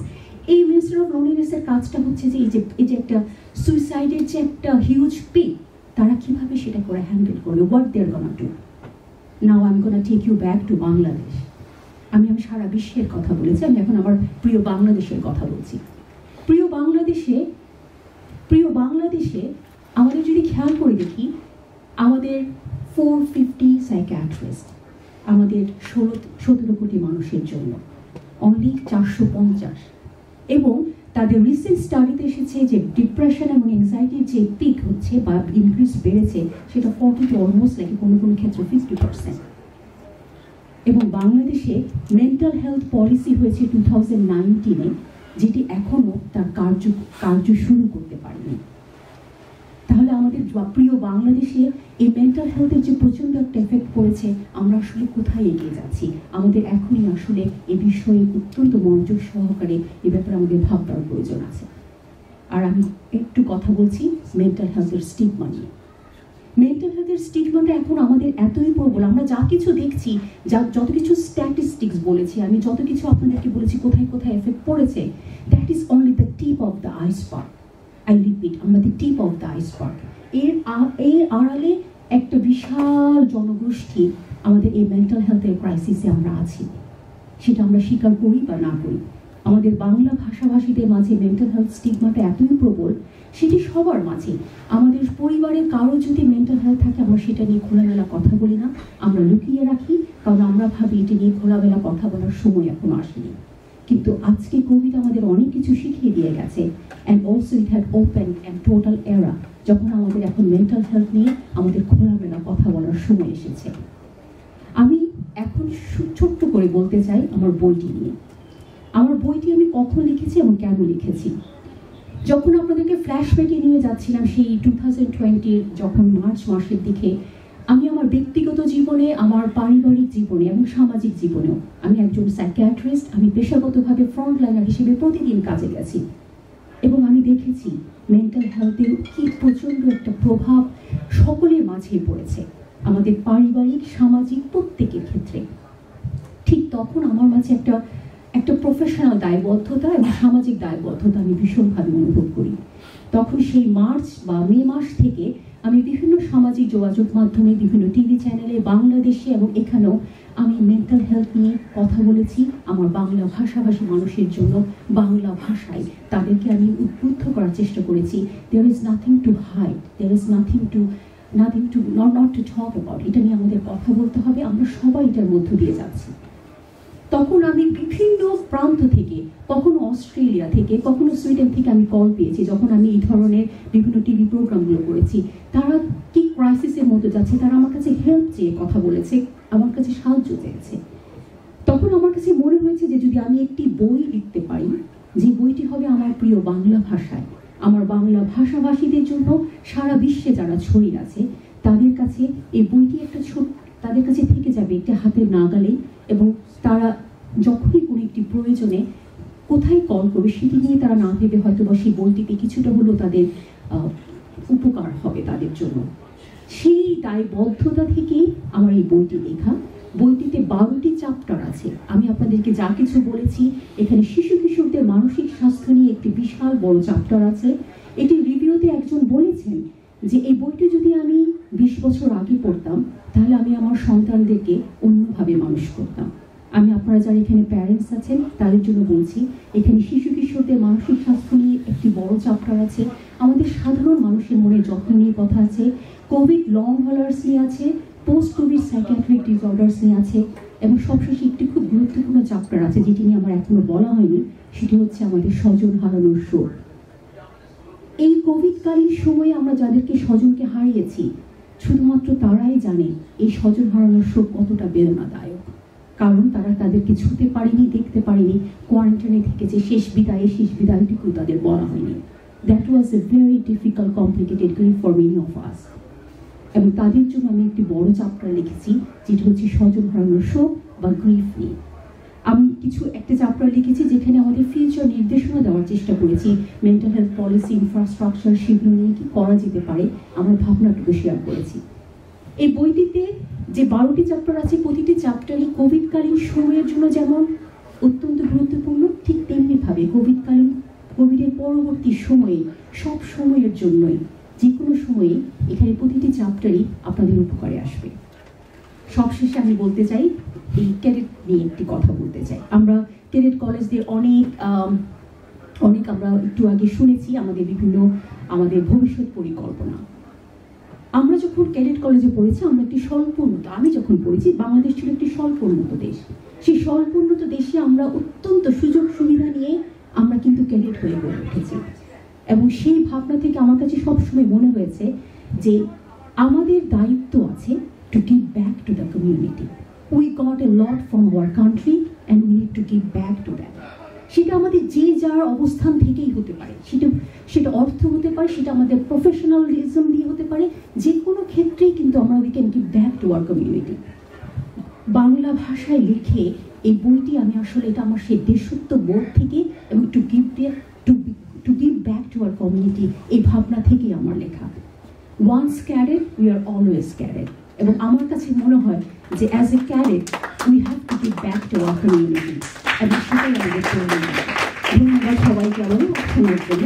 আমার এখানে আমার কিছু বই আছে, আপনারা যদি কেউ নিতে চান আমি অটোগ্রাফ সহকারে আপনাদেরকে বইটি দিতে পারি। আবারও ধন্যবাদ সবাইকে। I don't know if you want to wait here, if anybody would like to come forward and grab a copy of this fantastic book. So we are now headed into the next seminar. I'm sorry it's taken a little bit longer time, but I don't think we are that late. It's around 2:30 now, so maybe you should take, let me see if I have any time for it. Can we take about 5 minutes break before we...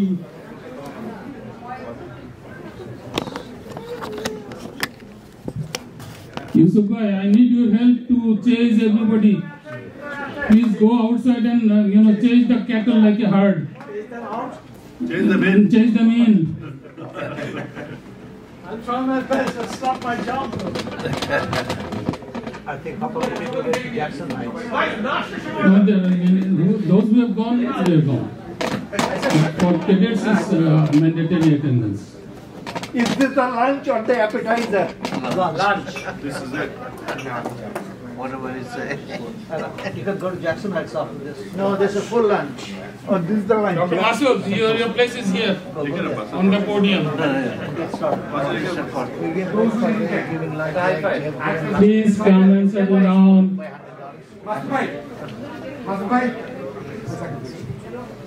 I have the food. People didn't get the food. Let me know, please. Okay. Whoever didn't get food can get it from there.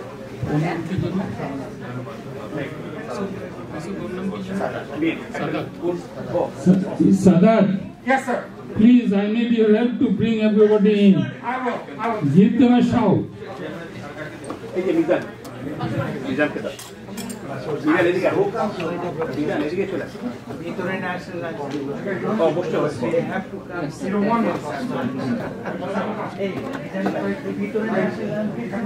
Please come and settle down. We didn't think that the cadets will take on jobs. The objective of this seminar is to guide and help the younger ex-cadets, the younger generation who are looking for a job, or the other cadets, other ex-cadets who want to change their jobs. This is a seminar to guide them and show them the light how to get into the US job market. So, in this seminar we have a few panelists, very distinguished panelists. Let me say that. First of all, he'll be the first speaker also. Let me introduce them briefly. The first speaker on our seminar today is Nick Kamran Muqtadir. Nick, please, can you say hi? That's Nick. Nick Kamran Muqtadir for the Cadet College. Then is Ghulam Kabir. Ghulam Kabir is my junior. So Ghulam Kabir, Janeda Cadet College. He is 1 year junior to me. I didn't call him Bhai. Mrs. Akbar, our dear Bhabi, spouse of Mia Akbar of Fauzdar Cadet College. Akbar Bhai, hat utal. Akbar Bhai. And then we have Dr. Masood, our president. Okay, and then we have Shafiq Chaudhary, Mohammed Shaikh Cadet College. He is much senior to me, Shafiq Bhai. Okay, and then finally we have very young generation ex-cadet Tanvir Hussain Bhuiya. Tanvir is from Fauzdar. Good. So each of these panelists will have about 5 to 7 minutes to speak. And they will speak to you.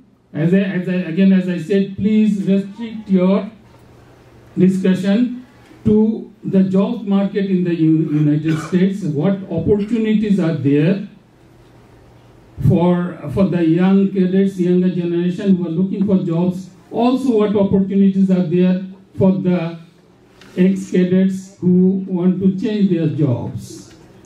Okay. So before I invite the first speaker, let me say that since the pandemic, the supply chain is the buzzword. Supply chain management. The supply chain management has affected almost every aspect of our life. There are no goods on the shelves. There is port congestion in Los Angeles and in China, and the Suez Canal was blocked, and there is a microchip shortage all over the world. Therefore, they cannot produce cars. Car prices are going up, and all electronics prices are going up because microchip shortage. All these are supply chain problems. By the way, I am a supply chain professional. I worked for the United Nations for a long time in the supply chain management field. Currently, I am a teacher of supply chain management. And the latest is that chiefs of supply chain are now invited to sit on the boards. In the board meetings, they are invited to come and sit, take a chair. Because everybody wants to hear what does the chief of supply chain think. So supply chain jobs are in great demand. And if you have talent, then supply chain is the new trend. President Biden has declared a 3-month special drive to get the supply chains correct. And he has called all the big corporations and the big companies and said, do whatever you got to do. You got three months to sort out the supply chain problem. So such is the thing. And you know, the pandemic has really revealed the weaknesses in the supply chain we had. Like this vaccine. The vaccine has been produced. The movement of the vaccine is supply chain. How to maintain the cold chain and then transport the vaccine from storage to the end consumer. This is a supply chain headache. And then they had to invent things like in Bangladesh, they didn't have it, for example, refrigerated storage or refrigerated containers on the move. Such is the importance of supply chain. I will not go further into it, but if you think about changing your job, or if you have some interest, then supply chain is the fad word nowadays. Okay. With that much, I'll go on to the first speaker, and I'll again remind, please restrict your each panelist to 5 to 7 minutes. At the end of your talk, we'll have a question and answer session quickly from the audience, and also if I as the moderator have a question for the speaker, we'll resolve them there, and then we'll move on to the next speaker. So first speaker on our panel today, and please welcome Nick Kamran Muqtadir. Thank you, Badru Bhai. Assalamu alaikum shabaike. So just by looking at the audience, it doesn't look like anybody is here actually looking for a job or seeking jobs. So I'll keep it brief, and I'll try to say a few things that might help your children or anybody else who might be in the job market. Let me just introduce myself briefly. My name is Kamran Muqtadir. My nickname is Nicky. After coming to this country after 30 somewhat years ago, I realized that it was actually something that as I was growing up, I was teased a lot because of my nickname, which became an asset. So I officially made my nickname as my first name. So every little thing matters, and I'll tell you why.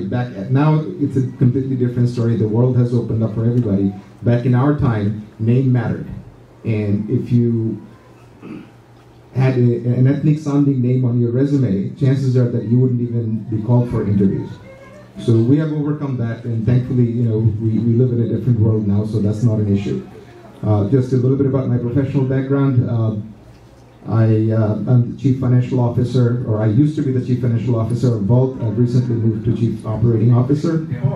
I have an MBA in Finance. I'm also a Certified Public Accountant in New York State. I've lived in New York for 32 plus years. So this is my home now. So over the course of my career, I've done a lot of different things, and although mostly remained in accounting and finance area, but now I'm exposed to all other areas as well.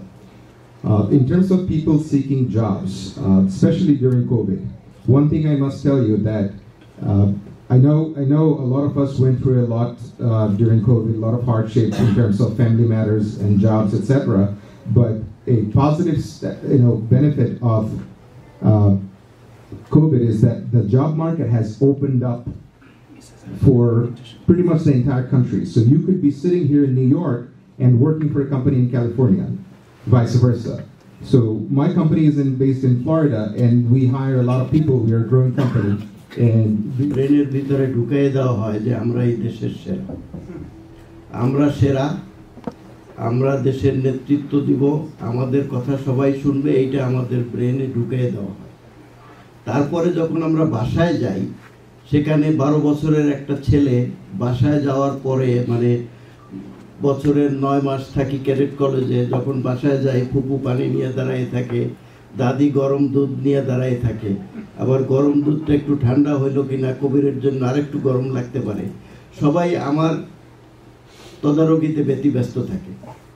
তো তাতে হচ্ছে কি আমাদের ব্রেনে ঢুকে যাচ্ছে যে আমরা এসে বাসায় সবাই আমি যা বলি তাই, ভাত বেশি সিদ্ধ হয়েছে আরেকবার কবিরের জন্য রান্না করে দাও, প্র্যাকটিক্যালি সেটা হয়েছে। এবং ক্যাডেট কলেজেও আমার ব্রেনে ঢুকিয়ে দেওয়া হয়েছে যে আমি দেশের সেরা। এখন আমি জাস্ট প্র্যাকটিক্যালি বলতে চাই, বিয়ের পরে যখন আমার বউ বলে তুমি বুঝো, তখনই আমাদের ইগোতে লেগে যায় যে আমি বুঝি মানে কি, আমি হলাম দেশের সেরা, আমারই তো বোঝার কথা, আমার ফ্যামিলির কেউ কখনো আমাকে চ্যালেঞ্জ করে নাই, এখন তুমি এসে চ্যালেঞ্জ করতেছো। এটা হলো বউয়ের সাথে লেগে যায়। এবং এই অ্যাটিটিউডটাই কিন্তু আমরা জীবনে প্রথম ধাপে প্র্যাকটিক্যালি বোঝার আগে এই অ্যাটিটিউডটা আমাদের থেকে যায়, তাতে আমাদের চাকরি জীবনে অনেক সমস্যা হয়। কারণ আমরা যাদের সাথে চাকরি করি তাদের সাথে আমাদের মিশে যেতে হবে, তাদের বুঝতে হবে, তাদের সাথে আমাদের একসাথে খেতে হবে, তাদের সাথে বুঝতে হবে, তাদের সাথে চলাফেরা করতে হবে। কিন্তু আমাদের অনেকের মাঝে ওই ইগোটা থেকে যায়, আমি ক্যাডেট, আমি ঝিনাইদহ ক্যাডেট কলেজের ব্রিলিয়ান্ট ছাত্র, আমার ফ্যামিলির আমার ভাই ফোন করে বলে দাদা এইটা কি হয়েছে, আমার বুদ্ধি দেন, সবাই আমার বুদ্ধি চায়। ওই অ্যাটিটিউডটা আমাদেরকে একটু ত্যাগ করতে হবে। এটার অনেকগুলি প্র্যাকটিক্যাল ব্যাপার আছে। যখনই আমরা চাকরি করি তাদের সাথে খেতে হবে, তারা ফুটবল, আমেরিকান ফুটবল সম্বন্ধে আমাদের জানতে হবে, কারণ অফিসে গেলে আলোচনা হয় ফুটবলের, আমরা যদি ক্রিকেট নিয়ে আলোচনা করি তাহলে তো কেউ বুঝবে না। So we have to know their game, we have to know what they are talking about. আর কথার ভিতরে কথা বলার মধ্যে আর্ট থাকতে হবে, তাদের সাথে ভালোভাবে মিশতে হবে, তাদের ভাষা বুঝতে হবে, তাদের ভাষা বোঝা মানে তাদের অ্যাটিটিউড বুঝতে হবে, সেইভাবে কথা বলতে হবে এবং রসিকতা করতে হবে। সবসময় সিরিয়াস হইলেই জীবনে যে উন্নতি হয়ে যাবে এটাও কিন্তু ঠিক না। আমেরিকানরা রসিকতা পছন্দ করে, আমরাও রসিকতা করব, কিন্তু উইদিন লিমিট। আর একটা জিনিস যেটা ক্যাডেট কলেজের ছেলেদের মাঝে একটু সমস্যা আছে, সেটা প্র্যাকটিক্যাল, হয়তো আপনাদের শুনতে খারাপ লাগবে, কিন্তু আমরা যেহেতু শুধু পুরুষদের মাঝখানে বড় হই, যখনই বাইরে বের হই, তখনই যখন চাকরিতে ঢুকি, আমার যে মহিলা সহকর্মী তার একটু হাসি দিয়ে কথা বললেই মনে হয় যেন সে আমার সাথে প্রেম করতে চায়। এবং এইটা মানে যে কোনো মহিলা আমাদের দিকে একটু তাকাই হাসি দিলেই মনে হয় আরে ভাই সে বোধহয় আমার প্রতি দুর্বল। আসলে ব্যাপারটা তা না। মহিলা কর্মীদের সাথে আমাদের কিভাবে ডিল করতে হবে, আমাদের কিভাবে তাদের সাথে চলতে হবে, সেটাও আমাদের শিখতে হবে। এই সকল সফট স্কিল যতদিন আমরা না শিখবো ততদিন, এখানে তো সবাই মেধাবী ক্যাডেট কলেজে, লেখাপড়া শিখে সবাই প্রফেশনালি ভালো করবে, এখানে কোনো সন্দেহ নেই। এভরিবডি, যেই ইঞ্জিনিয়ার হোক, ডাক্তার হোক, উকিল হোক, যে যাই হোক, সে তো, কারণ ক্যাডেট কলেজে ঢুকতেই তো মেধা দরকার, তা সেখান থেকে বের হয়ে তার তো মেধা আছে, সে লেখাপড়া শিখে ভালো চাকরি পাবে, এতে কোনো সন্দেহ নেই।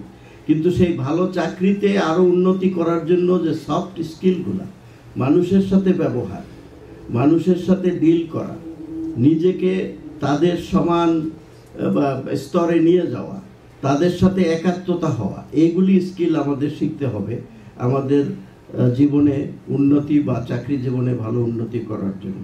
আমি এই পয়েন্টটাই আপনাদের সামনে তুলে ধরতেছি। অন্যান্য পয়েন্ট আমার বিজ্ঞ বক্তারা আলোচনা করবেন। ধন্যবাদ।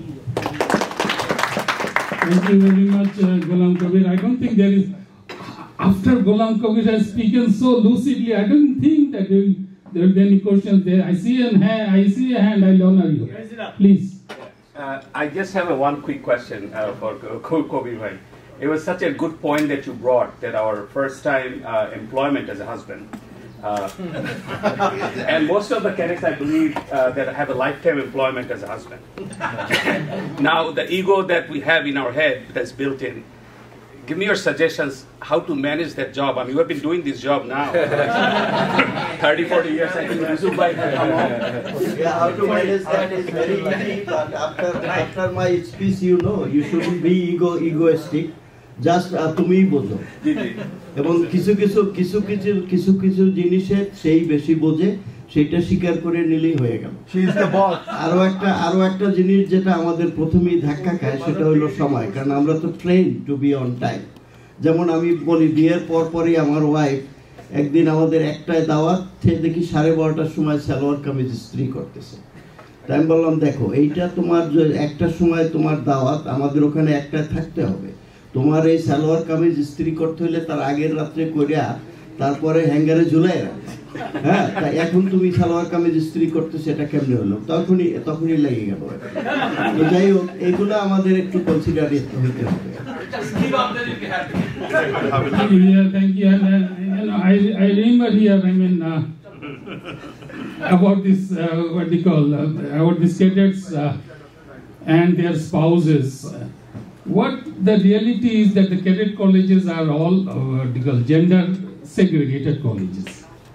So what we found is after you pass out from the cadet college and you meet your classmates, girls, and you think, oh my God, the world is so colorful. That's what I say. And some cadets, many of them feel shy because you have only seen, you have studied in a public school which is residential, so you have lived with your boyfriends, friends who are boys, other cadets, and then so this is there suddenly. Not everybody. There are flamboyant ones like Akbar Bhai. I was always popular with the other sex. So not everyone. Yeah. Okay. So let's move on. Next speaker is Mrs. Akbar. Mrs. Akbar is you all know her. She is multi-talented. She did a dance performance for the cruise, Cadet College cruise, if you remember that. And then she's a renowned artist, renowned dancer of Bangladesh. She used to be known as Kitty Khandakar. And now she's a finance professional. She's the chief finance officer, CFO of a large corporation in the healthcare sector. Let's welcome Mrs. Akbar. Thank you. Good afternoon. আমার নাম Katie Khandakar, আমি দাঁড়িয়ে কথা বলবো।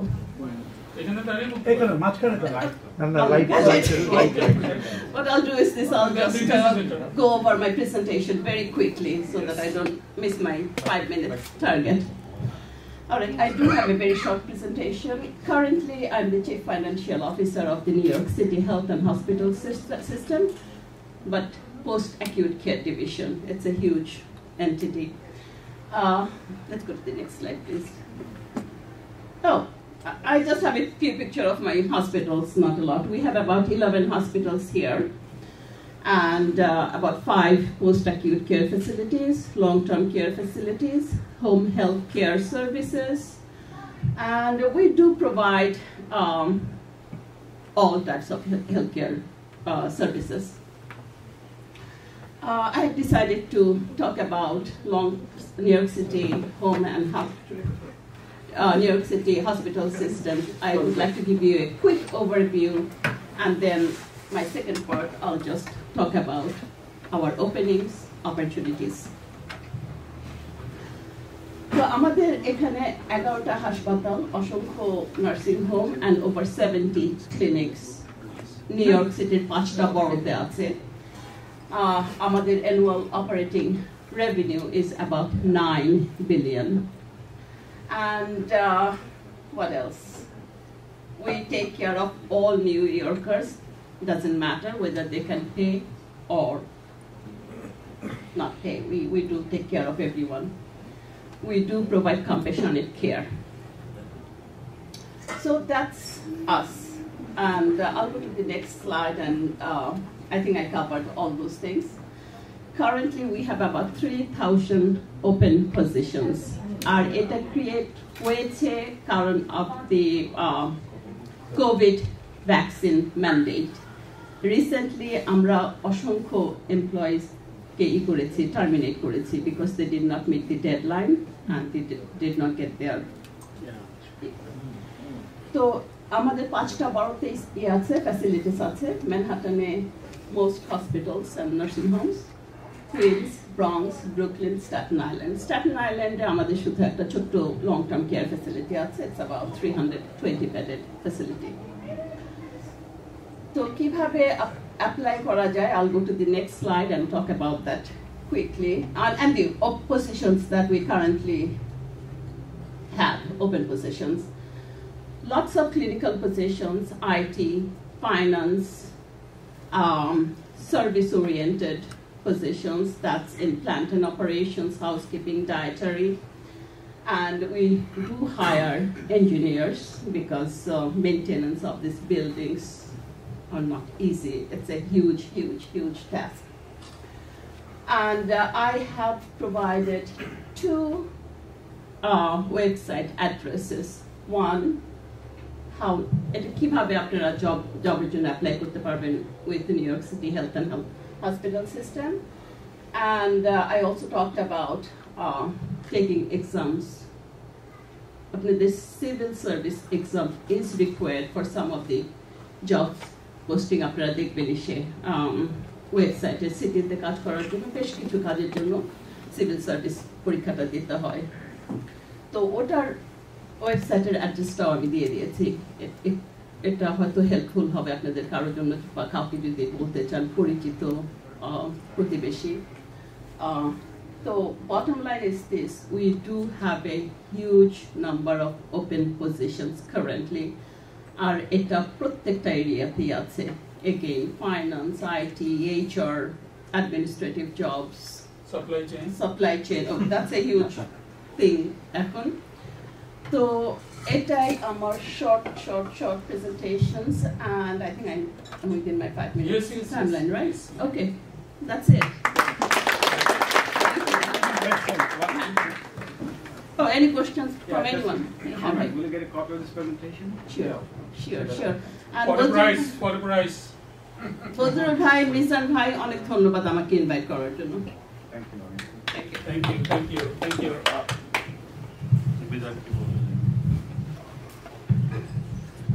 Thank you, Mrs. Akbar. That was a wonderful presentation. Remember, there are almost 3,000 jobs out there in the healthcare sector, as she has said, and these jobs are on all sectors: clinician, then IT, HR, finance, supply chain. Go apply.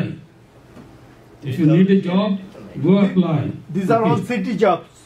City jobs, we are under here. Okay, yes. So the best. Please, can I give the floor to you? I'm sorry? The best thing to get this job or getting idea is to contact you. Contact me, Mr. Connell. Not necessarily. Find out the website, yes. Job website. You see. She has already spoken for whatever is there. She has shown you the websites and she has shown you how to apply. So now go follow. Please, Mizan. I can speak only for myself. I apologize. ওনার নামটা এখানে Mrs আকবর বলা হয়েছে। ওনার নাম Kitty Khandaker, who happens to be the spouse of one of the ex-cadets. That's it. Thank you. When the lawyer speaks, everybody keeps quiet. Otherwise, you go to the court. Okay. So now our next speaker is Dr. Masood, President Masood, and he is a renowned doctor. And he's a renowned ex-cadet, and he has got achievements, tremendous achievements. He has led the Bangladesh Medical Association. Now he's leading the ex-cadets club, and he's an anesthesiologist. I know his specialty is pain management. He will tell us how to get a job in the US market. Dr. Masood. Assalamu alaikum.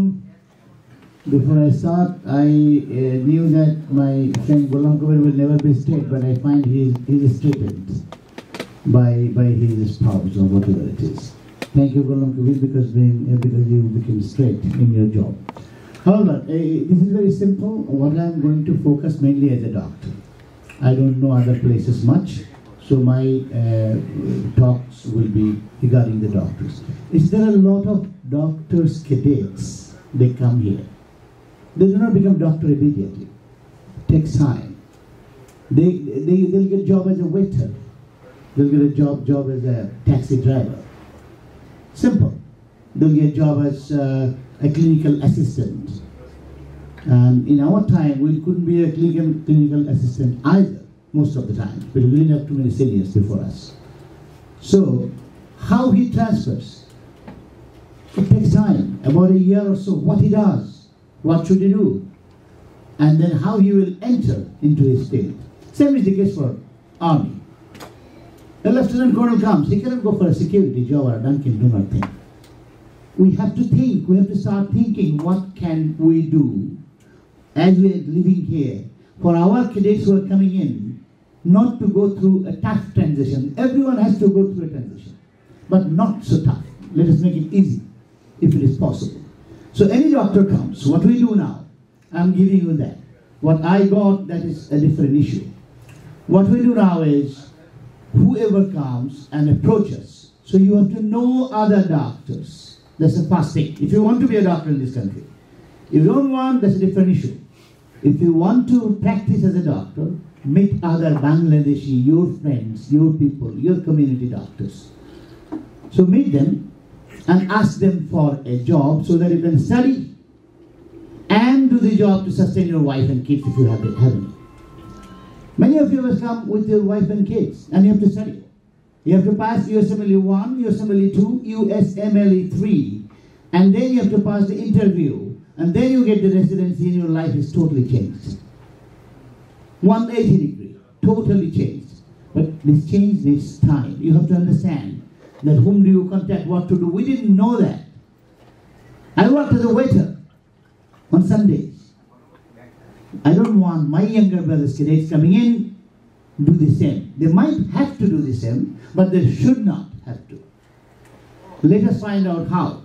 So you come and talk to a doctor. He may not have a job for you, but there are like 600 Bangladeshi doctors in New York State. I was the president of New York chapter. 600 Bangladeshi doctors in the state. In the city, there are hundreds. Many of them have clinics. Many of them have offices. Many of them have hired more than 20 people in their clinics. So be in the environment.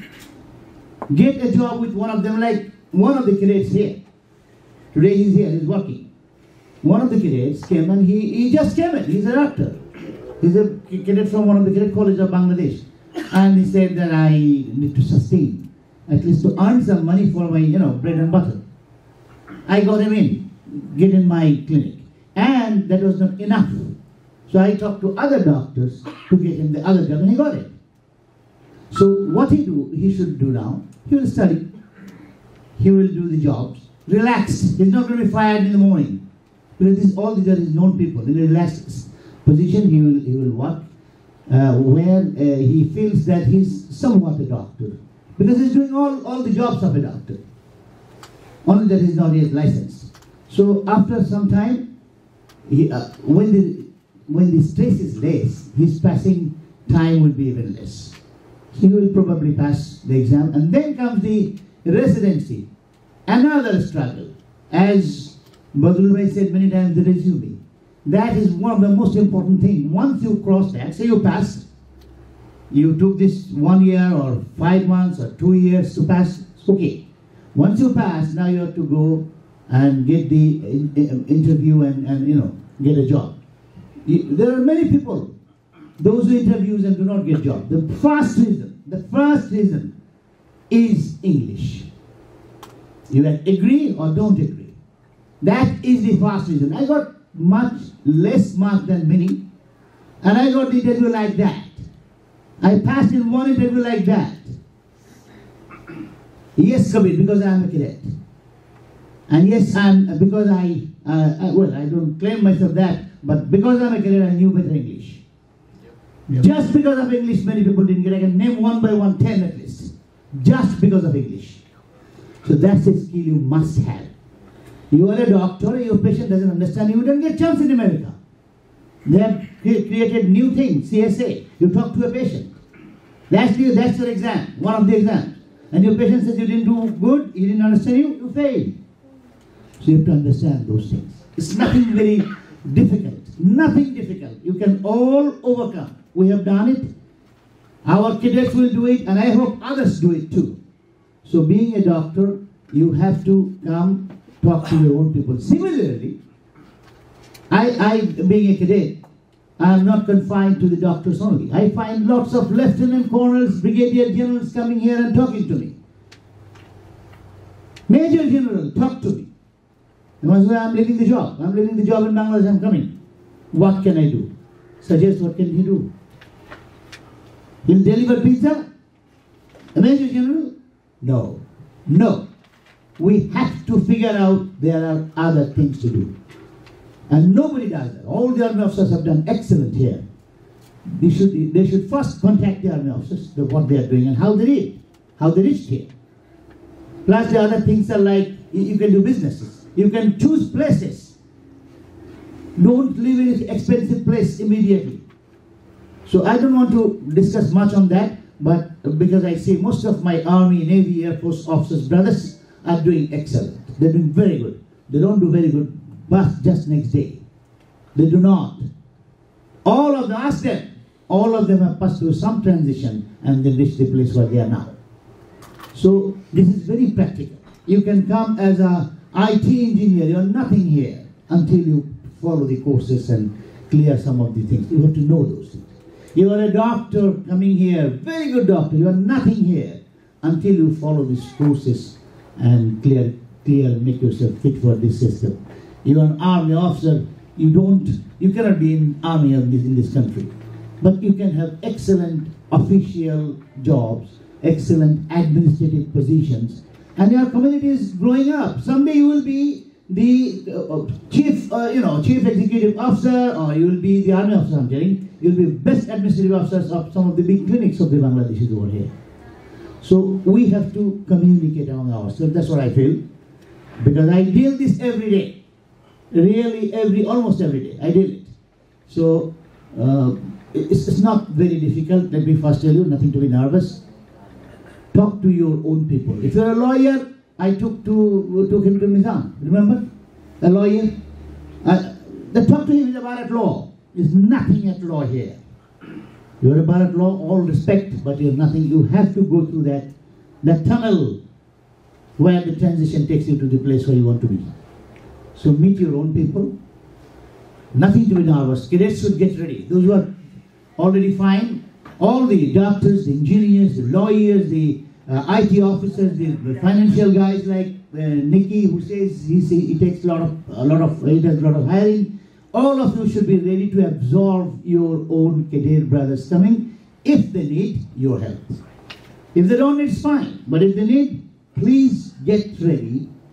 I am ready. I'm really ready. Please get ready to help them.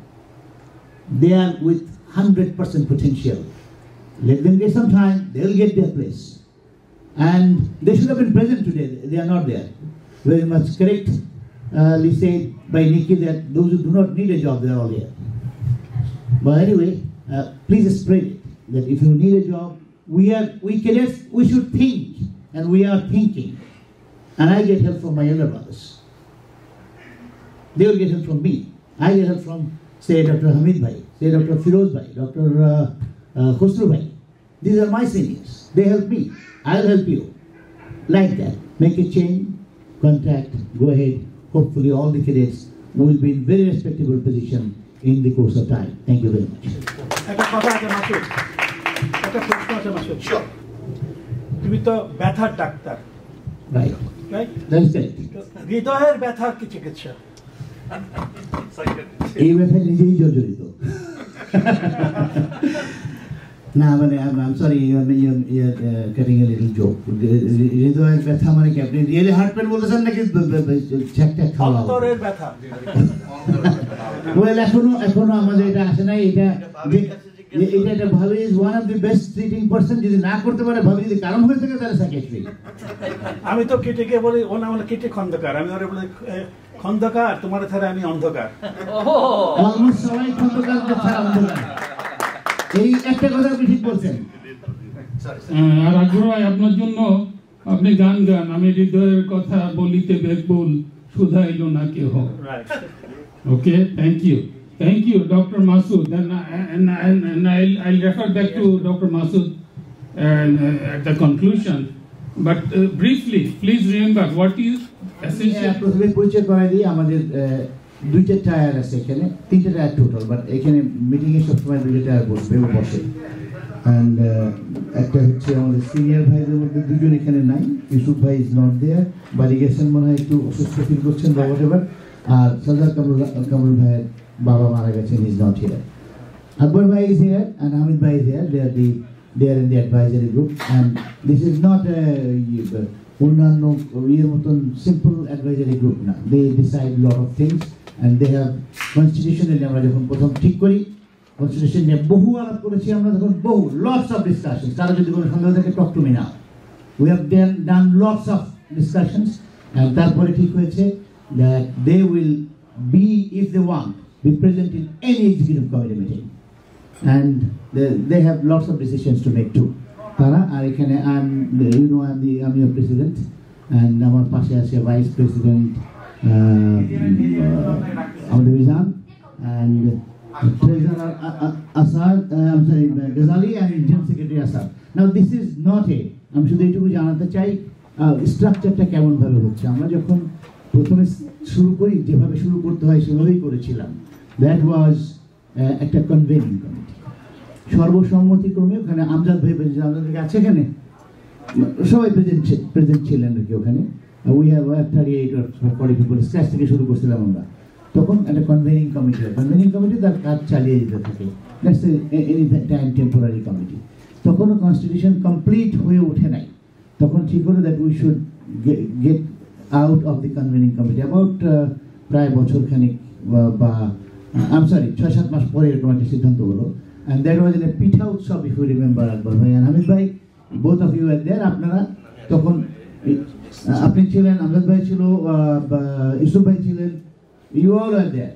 and you were তখন একটা করা হয় সিদ্ধান্ত নয় যে নন constitutional একটা committee দিয়ে আমাদের চালাতে হবে because we are at zero সেখান থেকে আমরা বড় বড় প্রোগ্রাম করছি আমাদের কোনো কিছু আমাদের একটা অফিস নাই আমাদের অফিস বানাতে হবে আমাদের একটা বিল্ডিং নাই একটা বিল্ডিং বানাতে হবে এই সমস্ত এম নিয়ে যেগুলো আজকে আপনারা রাখলেও শুনতে পারবেন এম নিয়ে আমরা স্টার্ট করি ঠিক আছে make a committee which will run with other committees subcommittees যারা কমিটি শেষ হলো সাবকমিটি উইল কন্টিনিউ কারণ এটা না কন্টিনিউ করলে পরে আমাদের অনেক কিছু প্রক্রিয়া করা সম্ভব বানানো সম্ভব হবে না তখন একটা আজকে ভাইস প্রেসিডেন্ট বলে কোনো কিছু আমাদের কনস্টিটিউশনে নাই ভাইস প্রেসিডেন্ট আছে এখানে to accommodate at that time and to go ahead এবং সেই কমিটি ওয়াজ ডিক্লেয়ার্ড বাই আমাদের আকবর ভাই you read it if you remember the entire committee it's valid for ওই ফেব্রুয়ারি মাস থেকে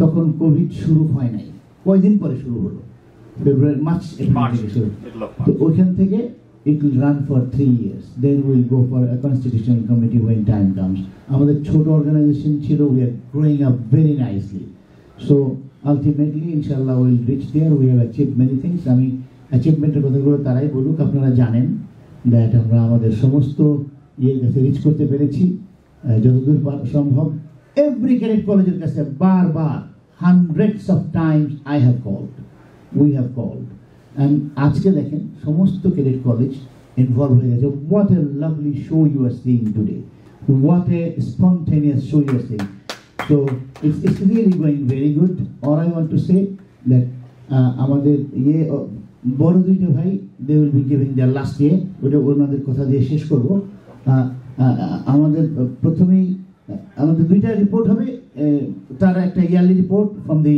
treasurer we are so far I understand we're doing very good we are not doing bad at all আর একটা হচ্ছে আসাদ তার general secretary report দেবে what happened etc and এখন আমি vice president যে প্রেজেন্ট আছে Mizan will be talking he is a phenomenal person আমি মনে করি আমাদের এই অর্গানাইজেশনের জন্য এটাকে চালিয়ে আগে নেওয়ার জন্য he is an asset to the entire CCCNA thank you very much Mizan Thank you. আমি শুধু একটা জিনিস অ্যাড করে নিতে চাই, বিকজ আমাদের সম্মানিত প্রেসিডেন্ট সাহেব সব কিছু বলেছেন। সেটা হচ্ছে যে আমরা জানতাম যে এই ইউনিয়নের সময় আমাদের এজিএম হবে, আমাকে কোঅর্ডিনেটর করা হলো এই এজিএম পার্টটার জন্য। তো সাথে সাথে, এবং সেটা আজ থেকে প্রায় অন্তত 2 মাস আগে বোধহয় আমরা বিভিন্ন মিডিয়ামে, ইমেল, ফেসবুক, ভাইবার, বিভিন্ন গ্রুপে আমরা প্রশ্ন চেয়েছিলাম যে নভেম্বর 15 তারিখের মধ্যে এই ব্যাপারে যদি কারো কোনো প্রশ্ন থাকে, কনসার্ন থাকে, তারা যেন জানান। ফলে we try to do the due process part of it. এবং আজকে আমরা বেশ চেষ্টা করছিলাম যে সবাইকে জানাতে, এবং প্রত্যেকে আমন্ত্রিত। হ্যাঁ, যারা পেইড মেম্বার তাদের কিছু থাকবে যে ডিসিশন মেকিংয়ে বা ভোটিংয়ে, কিন্তু সবাই পার্টিসিপেট করতে পারতেন এবং আমরা জানিয়েছি। হাউএভার ইট ইজ, আমরা এটা কন্টিনিউ করব, কিন্তু আমরা জানালাম যে আমরা বিভিন্নভাবে চেষ্টা করেছি প্রথম থেকেই যে প্রচারটা করার জন্য আমরা যাই করছি মানুষ জানতো এবং জানার কথা, বিভিন্নভাবে চেষ্টা করেছি। এই বলে আমি আবার মাননীয় সম্মানিত প্রেসিডেন্টের কাছে আমার microphone thank you. Next treasurer তার রিপোর্টটা করবে, তারপরে জেনারেল সেক্রেটারি এবং আমাদের ভাইস প্রেসিডেন্ট আমাদের চলে আসছে যে টক। আপনারা খেয়াল করে দেখবেন যে all credit colleges are involve, প্রত্যেকটা ব্যাপারে খুবই কেয়ারফুলি ঠিক করা হয়েছে যে প্রত্যেকটা ক্রেডিট কলেজের রিপ্রেজেন্টেশন যেন প্রপারলি ঠিক করে রাখা হয়। We have never miss that, যার জন্য দেখেন আজকে everything is meticulously done, every single thing. এগুলো করতে অনেক, আপনারা বুঝতেই পারেন, অনেক সমস্যা, অনেক অনেক অনেক মানে সহজসাধ্য নয়, but we have done it because we are all together.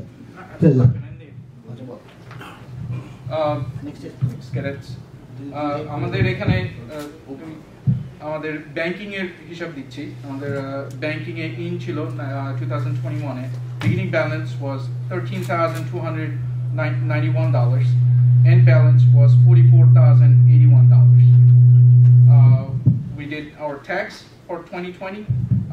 Our total contribution for the year of 2020, the year before, was $29,772. Our net balance at the end was $32,332. And I do have some description if you guys wanted to see of what we spent in the last year for bigger chunk of expense. Like for an example, we had COVID support, we spent $5,000. We have PTO truck, we spent $4,000. And then we have another approved PPE for COVID support was $5,000. Those are main expense that we do. We had influx of money, which was zillied to us, was $21,000. And then we had quick pay credit was 19. Altogether, the grand total was $11,749. This was for this year. Since we didn't do last year and year before, I just want to mention two grand total number for bank transaction was $15,262 for 2020. That was the grand total transaction in and out. In the year 2019, we had $3,878.22 for grand total. If you have any question, please reach out to me, and we will accommodate all of your questions, whatever we can. You could reach out to me, Asad Bhai or Masud Bhai. Thank you. Thank you. আমি কিন্তু বারবার লিখেছি সবার কাছে যে please come by 5. We should come by 5 too. It is very tight time. Our session has finished long time back, but we have to finish it anyway. Asad, General Secretary. I don't what the mic লাগবে না? I don't think ঠিক আছে. I don't know what is it. Anyway, I don't know. The other Vice President. আসসালামু আলাইকুম। আপনারা আমাদের কার্যনির্বাহী committee থেকে গত বছরের আয় ব্যয়ের হিসাব নিকাশ সম্পূর্ণভাবে শুনেছেন। আমাদের প্রেসিডেন্ট সহ টিম আমরা চেষ্টা করেছি সময় মতো কোশ্চেনারি পাওয়ার জন্য। কারো যদি কোনো কোশ্চেন থাকে, যেহেতু কিছু পাওয়া যায় নাই, এটাকেই ফাইনাল রেজাল্ট। ট্যাক্স ফাইল আমরা প্রতি বছরই নিয়মিত করতেছি, এবং এছাড়াও বিগত দিনগুলোতে যে ব্যয়গুলো হলো, এই ব্যয়গুলোর পেছনে যারা পরিশ্রম দিয়েছে বিশেষ করে আমি নিকির নাম বলতে পারি, মাসুদ ভাইয়ের নাম বলতে পারি, সহ আরও অনেকেই কোভিড-19-এর সময়, দুর্বিষহ সময়, মানুষ যেখানে ঘর থেকে বেরোতে পারে না, তারা কবরস্থানে গেছে, টাকা উত্তোলন করছে বিভিন্নভাবে, মানুষের ঘরে ঘরে পৌঁছায় দিয়েছে, খাবার দিয়েছে, আর্থিক অনুদান দিয়েছে, ক্যাডেট ভাইদের বাইরেও দিয়েছে। তো what ever we did, I think we did very nicely at the moment. নতুন করে কিছু বলার নাই। সামনের দিনগুলোতে যদি আপনাদের কারো কোনো নতুন কোনো কোশ্চেন থাকে, ডেফিনেটলি কমিটির কারোর কাছে প্রশ্ন রাখবেন, সেগুলো আমরা উত্তর দেওয়ার চেষ্টা করব। সবাই ভালো থাকেন, ধন্যবাদ। Lastly, General Secretary and the other two senior brothers. Thank you, Mr. Zai. Assalamu alaikum.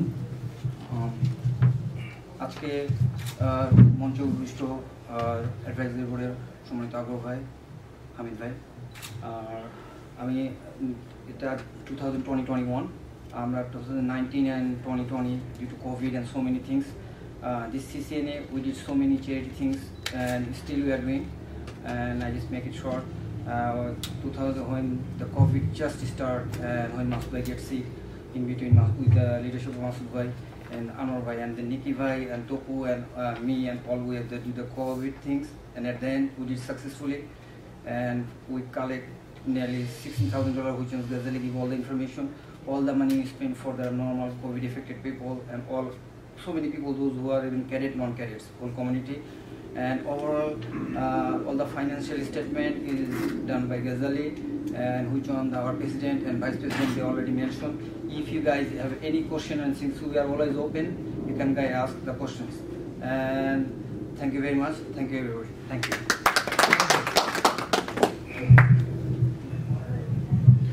Hamid Bhai is senior most cadet among us from Orca. Arjun Hamid Bhai achen, right. Number 1. I have talked to him multiple times, video talk. Hamid Bhai অসুস্থ, উনি আসতে চাচ্ছিলেন না, but he has all his blessing and support and good wishes for us. Assalamu alaikum. Just on একটা কথা না বললেই হয়, how this organization started, right? It started when I joined Jeff's annual meeting. He invited me, and at that time I said yes, very nice gathering, because I got a lot of occasion in Bangladesh. That time young, I was the president of Bangladesh Society, I was the president of Bangladesh Medical Association New York chapter. But everywhere I got disheartened. Whatever I wanted to push, I could not get organized force. And after seeing the JESC annual meeting, I said, why don't you take the initiative to get together all the cadet colleges together? And that was about 5 years ago. Yeah. And ultimately it came true. But the problem was that when I was sick with COVID, and he was also sick, I guess, and then this responsibility came on CCNA. We have thrown that thing, and people are calling us for what we can do, how we can have, and this leadership, like amazing jobs they did. I didn't get out of the room, but what they did was, you can hear the stories yourself. And today we had a lot of talks about giving back to the country. I think we have given back enough through the small organization. We took the initiative, whatever we could do for Bangladesh, and whatever we could do for limited resources. And I saw that opportunity. This we can do a lot. And today's meeting is that testament to that. Okay, I think nothing that we think of we cannot do. Now, when you started the organization initially, we said one plan was for sure that we will have a cadet college house. And I think Dr. Masood is still attest to that. He'll give his best to get the aim together. And I have one suggestion for this young leadership. All the organization of Bangladeshi or even the other communities fail because we fail to run it as a corporate. Like you can see this tremendous work they have done this thing, how much voluntary effort is needed. So I have told that to the Bangladesh Medical Association before. I'm telling it again to you guys. Run it as a corporate. Give us a budget for the next year. Hire a secretary. Make a budget, $15,000, $10,000, maybe $6,000. Get this organization moving. That's the first suggestion. Run it as a corporate organization. We have to have an appointed person, salaried person, voluntary job, take it to some extent, then it slows down. It does not grow as a big corporation or the organization. So I think we should give a serious consideration to that. Of course, we'll give our time, but when there's a structure, okay, sending emails to 5,000 people, yeah, when there's a structure is okay, but still, if you do it, it's going to stress you out and it will not drain. So let's think about that way. It's not that difficult, right? When you wanted to take office, when I was the Bangladesh Society president here, they said no office. They said first meeting you'll be my best friend. I said my wife will kick you out right away. Nobody's coming to my house. She never voted for me. So what we did, we rented the office and we gave the concept of getting a Bangladesh house. And that's it. It's happened there. They have Bangladesh Society have a house. So the corporation works this way. There's no money. You don't have to give everything for the pocket. Okay, the officers lend the money. Okay, next year's budget is $20,000 for the secretary and office. Get the loan from the members who can afford it, and through your activities you generate and give the money back to them. So we are not asking for charity. So that if you take that model, I think the CCNA has enough resources to start right away. The sooner we start, we'll be successful. And the next one I'm going to tell, bank statement is great. I'm so glad no organization has $49,000. Believe me, I have in Bangladesh Society in New York chapter, it's never goes about 27. So let this money not sit in the bank. I've been taking Masood all the time. Do it as you do with your pension fund. Invest in stock. We have economic advisors, people on our cadet college working on it, okay?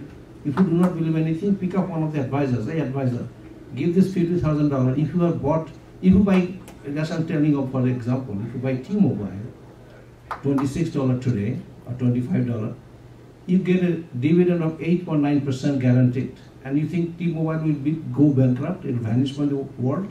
Never. The stock price might go down, but your money will generate 8 to 9%. And most of the financial planners, what they show you, annual growth 7%, you double your money in 6 years. I'm doing this because I'm an MBA too.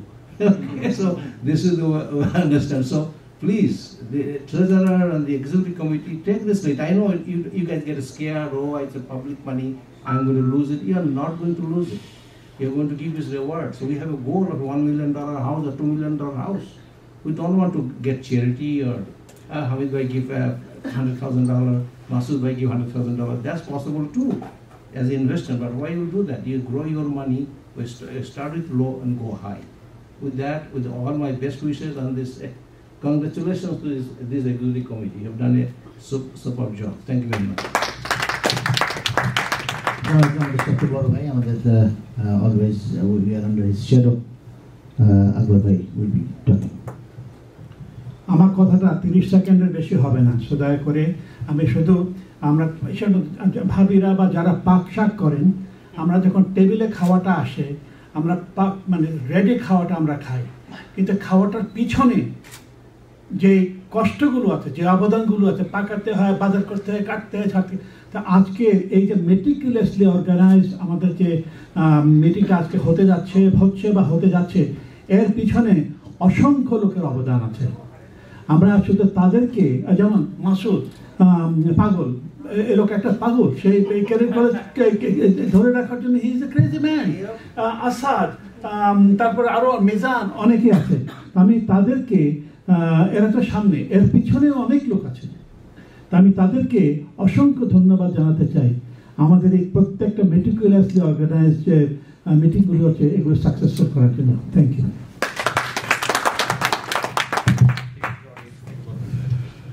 Anybody wants to speak from audience? Yes. Executive committee and advisory committee সবাইকে অসংখ্য ধন্যবাদ। যেভাবে আকবর ভাই বললেন যে এই এই অনুষ্ঠানটা মেটিকুলাসলি করার জন্য কি পরিমাণ খাটাখাটি আপনারা করেছেন, it can very much imaginable, and thank you so much from the bottom of my heart for organising it. But at the same time, to make it more smooth, as Hamid Bhai said, to run it as corporate or more professionally, আমার কিছু ব্যক্তিগত suggestion আছে। Please don't take it negatively. It is purely constructive criticism and for the sake of making our organization more stronger and better in future. And it might be coming from the cultural background, CCNA versus ORCA, so bear with me. Number one is the quorum. আমার মনে হয় যে আমি জানি না কনস্টিটিউশনে কোরামের কোনো factor আছে কিনা একটা এজিএম করার জন্য, এবং আজকে ওই কোরামটা ফিল আপ হয়েছে কিনা, that's a big question. Second thing হচ্ছে যে advance notice of finance transaction, গাজেলি did a great job, but আমার মনে হয় যে এজিএম শুরু হওয়ার আগে সবার হাতে ফাইন্যান্সিয়াল রিপোর্টটা পৌঁছানোর কথা, সো দ্যাট আমরা এজিএম এ ওটা নিয়ে ডিসকাস করতে পারি। আর থার্ড থিং যেটা আমার কাছে সবচেয়ে জরুরি মনে হয়েছে, যেটা আমি আমাদের হোয়াটসঅ্যাপ গ্রুপে ডিসকাস করেছি, কনস্টিটিউশন। একটা কনস্টিটিউশন ফর্ম করা হয়েছে, কিন্তু প্রশ্ন হচ্ছে এই কনস্টিটিউশনটা কি প্রভিশনাল না ফাইনাল? আমার ব্যক্তিগতভাবে মনে হয়েছে একটা কনস্টিটিউশন ফাইনাল করার জন্য এটাকে এজিএম এ প্রপোজ করে মেম্বারদের অ্যাপ্রুভাল নেওয়ার পরে সেটা ফাইনাল হতে পারে। সো এই জিনিসগুলো নিয়ে ইসি বা মানে অন্যরা যদি ডিসকাশন করতে চান ভালো, but at the end of the day I am really happy that we are having this get together, and thanks to everyone for organising it. Thank you. Thank you very much. Our question the points are well taken, and we will definitely discuss that. Since we don't have the time, I have answers for all. If I continue, that will take another half an hour. But we will answer. I took all the points. Anybody else? So can we call this meeting again? Absolutely. So with all the permission and your cooperation, thank you very much. We call it an end of this AGM, but please be there by 5, please. Otherwise we'll be terribly in mess, I'm telling you. Masood Please be in time. I think it's important for you to say that in this AGM, all the previous activities have been approved by this AGM. So That's you right actually. Yes, yeah. So but that's a norm. Whatever the previous activities have been done, there's a norm that the GS notes down, and those are all kind of approval. All right. Thank you very much. Thanks for everything.